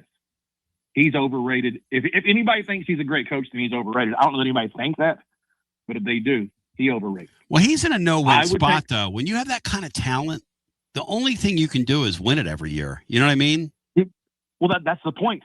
He should have had, with what they've had and the schedule they had to go through since he's taken over for Urban, they should have 3 titles under him if he was an elite coach on Kirby's level. Because they had a path to the playoff by winning 1 or 2 tough games every year. Yes. Extremely rated. Now, here's the thing. I don't know that Heupel's elite, but I wouldn't take like a lot of guys over him except Signetti and Kirby. Like, would I take the guy out of Oregon? Maybe not. They've done the same thing. Over him? Maybe. Yeah, they've accomplished. Yeah, you're right. You're exactly right. Would I take Kiffin over him? Maybe not. None of those guys I would say for sure I would take over Heupel. Yeah. Maybe Kirby and Signetti, absolutely. It'd be weird seeing Kirby and Orange, spending his whole life in red and black, losing 4 in a row to Tennessee and all that. But yeah, absolutely. There's only 2 guys that I would take for sure over Heupel. That means he's underrated, I guess, and a lot of other guys are overrated because they're real funny on social media and whatnot. Well, and and Rusty, I appreciate you. The real lesson here is for me, and this is how the media works. If you talk to these people and you kind of glaze them and play the game, they'll glaze you. If you're like Josh Heupel and you just don't really have time for that because it's just kind of who you are, then they're going to talk about you. In a way, that kind of makes me appreciate Josh Heupel. It really does. Here's the thing about Joey Aguilar, and I don't want to try this case, okay? But he's a great story in what he did last year. But when I say average player, he's just an average player. Here's why. If you rewind the clock 1 year, and you just think about this, okay? These guys all know, don't they? And he went to UCLA last year, who everybody knew that it was going to fall in on them. Now, Nico's father overplayed his hand last year, which displaced Joey Aguilar, and he ended up here. But before that, he's a guy that took his NIL deal and went to California where he was going to finish his career on a bad team. And he came here and he breathed life into our season. He's a great story. But not one worth repeating twice. That's all I'm saying. With Faison Brandon, who's now won the job, I mean, let's keep it real here. The floor could be lower, which means Rusty and I agree. I agree on that. You could lose a few more games early in the year, but the ceiling could be a lot higher. That's all I said yesterday. I'm not trashing the guy, but the guy that turned the ball over in Alabama and Oklahoma and those games, that's who he's been. That's who he's been, and that's okay. What'd you call him, Sean? The marching band? I've never heard that term before. Marching band player, Yep, Sean? he's a marching band player. Yeah. Or he's a conductor. He's going to get one of the other bands playing. But here's the thing. Tennessee tried to go get somebody better in the offseason. And I think they thought that he could probably win that case anyway. Everybody else wins their cases. We had the one judge that doesn't believe in home games, I guess. But that's all. And Blue Tick Banner asks, how long of a leash will Faison Brandon get? I mean, it depends. What does he look like? I'll tell you this. The season is going to be really compelling with him winning the job in camp.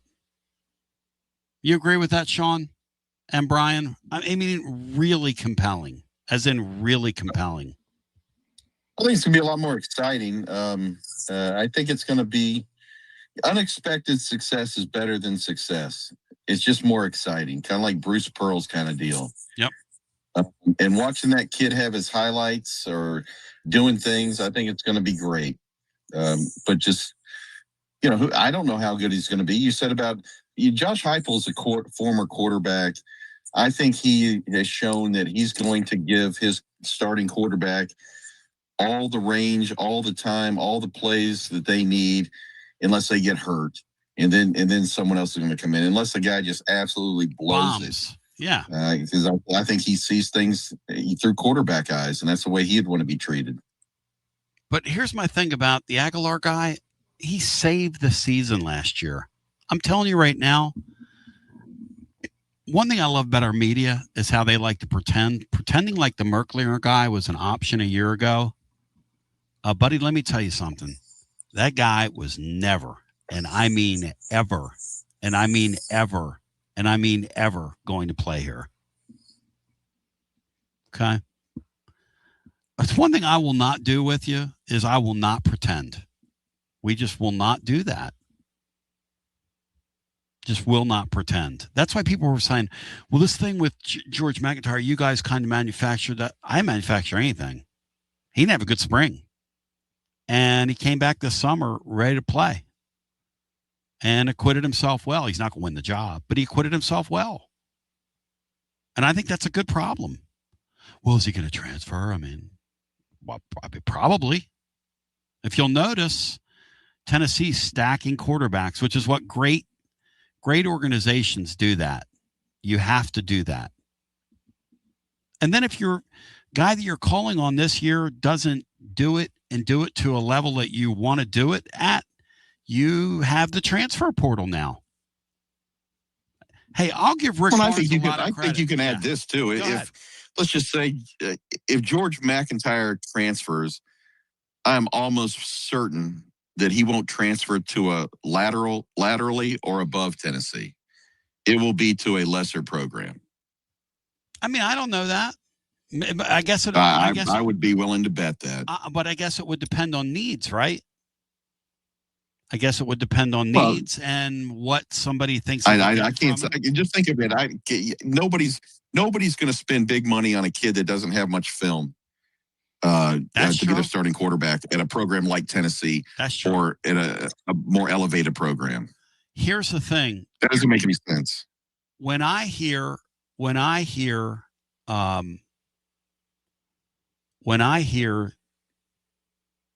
the Georgia Tech announcer talk like he did today, and he's a play-by-play guy. He's in the bag for them. He'd tell you that. That's going to be a hell of a game. Like we have a lot of moving parts here. You've got freshman quarterback who's a true freshman. It's his first road game. Yeah, I know I know it's 50,000 seat stadium, 10,000 Tennessee fans will be in it. I don't care if the stadium's half and half. It's your first road game. You're on the road. It's night. You have a formidable opponent in front of you. That's a lot. And it's going to be very fast. And he's going to have the pressure of the television, the pressure that comes with all that stuff. The thing about him is he doesn't act his age. And I don't get anything from him these diva-ish. We never saw him acting a fool in recruiting. We never saw him in recruiting flying family in, having to, use the private jet, Mr. Haslam's private jet. You saw none of that with this guy. So, yeah, it's going to be a fun season. It's going to be interesting. And a school like Tennessee should have superstars. That's the other reason why I wanted to see this. To me, I would have gone and gotten a proven quarterback that's better than Aguilar. That's my official stance. But if you didn't do that, which we didn't do, put the freshman out there that's got a lot of ability, and he's shown it in camp. And let's see if it can materialize into something real. And I'm willing to admit on the air and willing to admit to myself, admit to you, that he probably lowers the floor in terms of what the final record can be, but he also raises the ceiling. And I don't know why people freak out over that. It's the truth. He can raise the ceiling. This guy's a hell of an athlete, man.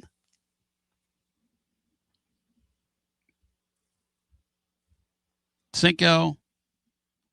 Pete Thamel saying that Tennessee and Bama are both going to wear home uniforms at the home game this year. Thoughts on that? Breaking news. I think that would be pretty cool. It's about damn time. That's something in college football. That's another thing that needs to be done away with. That archaic. We're in a television age. That is going to be the most beautiful game maybe of all time. That is maybe the beautiful game of all time. Leaves love turning that. those colors. So that just became a lot of desert island games for many people now. Oh my gosh, Brian. And I bet the ticket prices are insane. Oh my gosh, Brian. Do you know how beautiful that is going to be? Speaking of that, I don't, and it's okay if you say I wave a white flag, but I'm just glad we're not playing Georgia and Florida this year. I totally agree with that. Those two games have torn me so much over the past decade. I just go do your thing, Florida and Georgia. I'm tired of them. Celtic. I mean, sure, they whipped our ass, but I'm tired of it. I agree with that, Sean. I want something different. I'm glad we're going to 9 games and they're not a part of it in this first cycle. Celtic drew with a great line here. A little tradition in a non-traditional era. That's exactly right. We're trying to get away from as much tradition as humanly possible in a sport built on tradition. And this is hearkening us toward that. That's going to be a beautiful thing. Absolutely beautiful thing. So I love every minute of that. Wow. Brian, 2 o'clock. Let's wrap it up, Tone. Cinco, I love you. SEAN, Sinclair, DDS, beautiful Maryville. Let's all do this. Let's just close our eyes for 5 seconds. Sean, thank you. Let's close our eyes and let's think about what that's going to look like on the field. Them and their crimson and us and our orange. Let's think about that. With no Gary Danielson. And Vern. No Vern. Hang on a second. We're pausing for a moment of silence. No, we're not pausing. We're picturing. Let's picture. Brian, what do you say? In Neyland Stadium.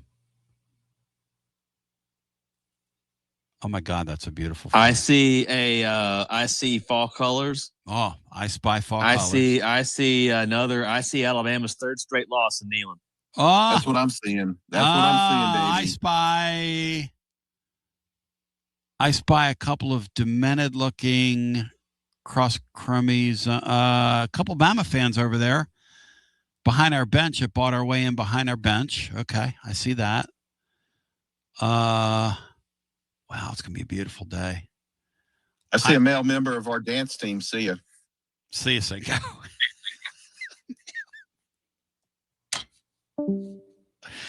Go! Go! Go!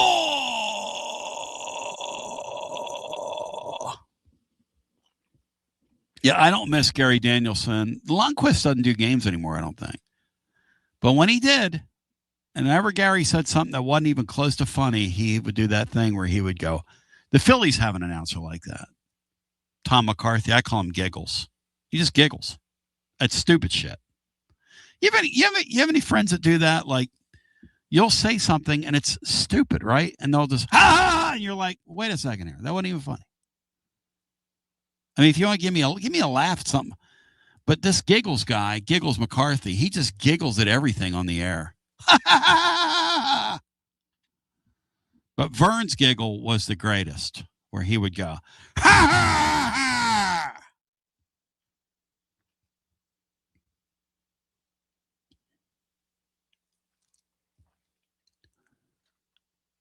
Adam Sparks, really rapper Indie Adam, Super Chat says, I'll write a rap and column about orange and crimson. Actually, Adam doesn't write columns, but you can write a rap. You can add a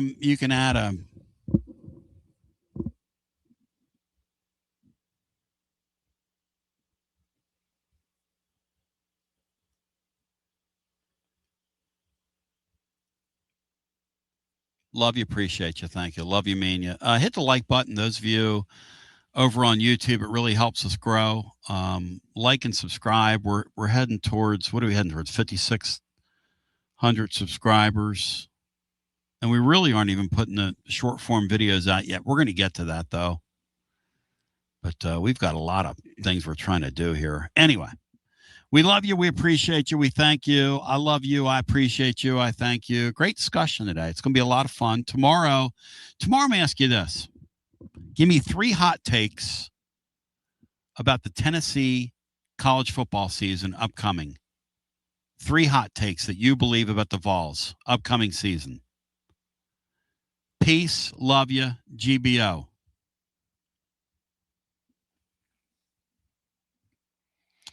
And we'll run today's show back for those of you that might have missed any of the action, including an appearance today where Watson Brown got completely stirred up. Must be really close to the season. And we had Georgia Tech's play-by-play guy on who was excellent. Really funny guy. Really, really funny guy.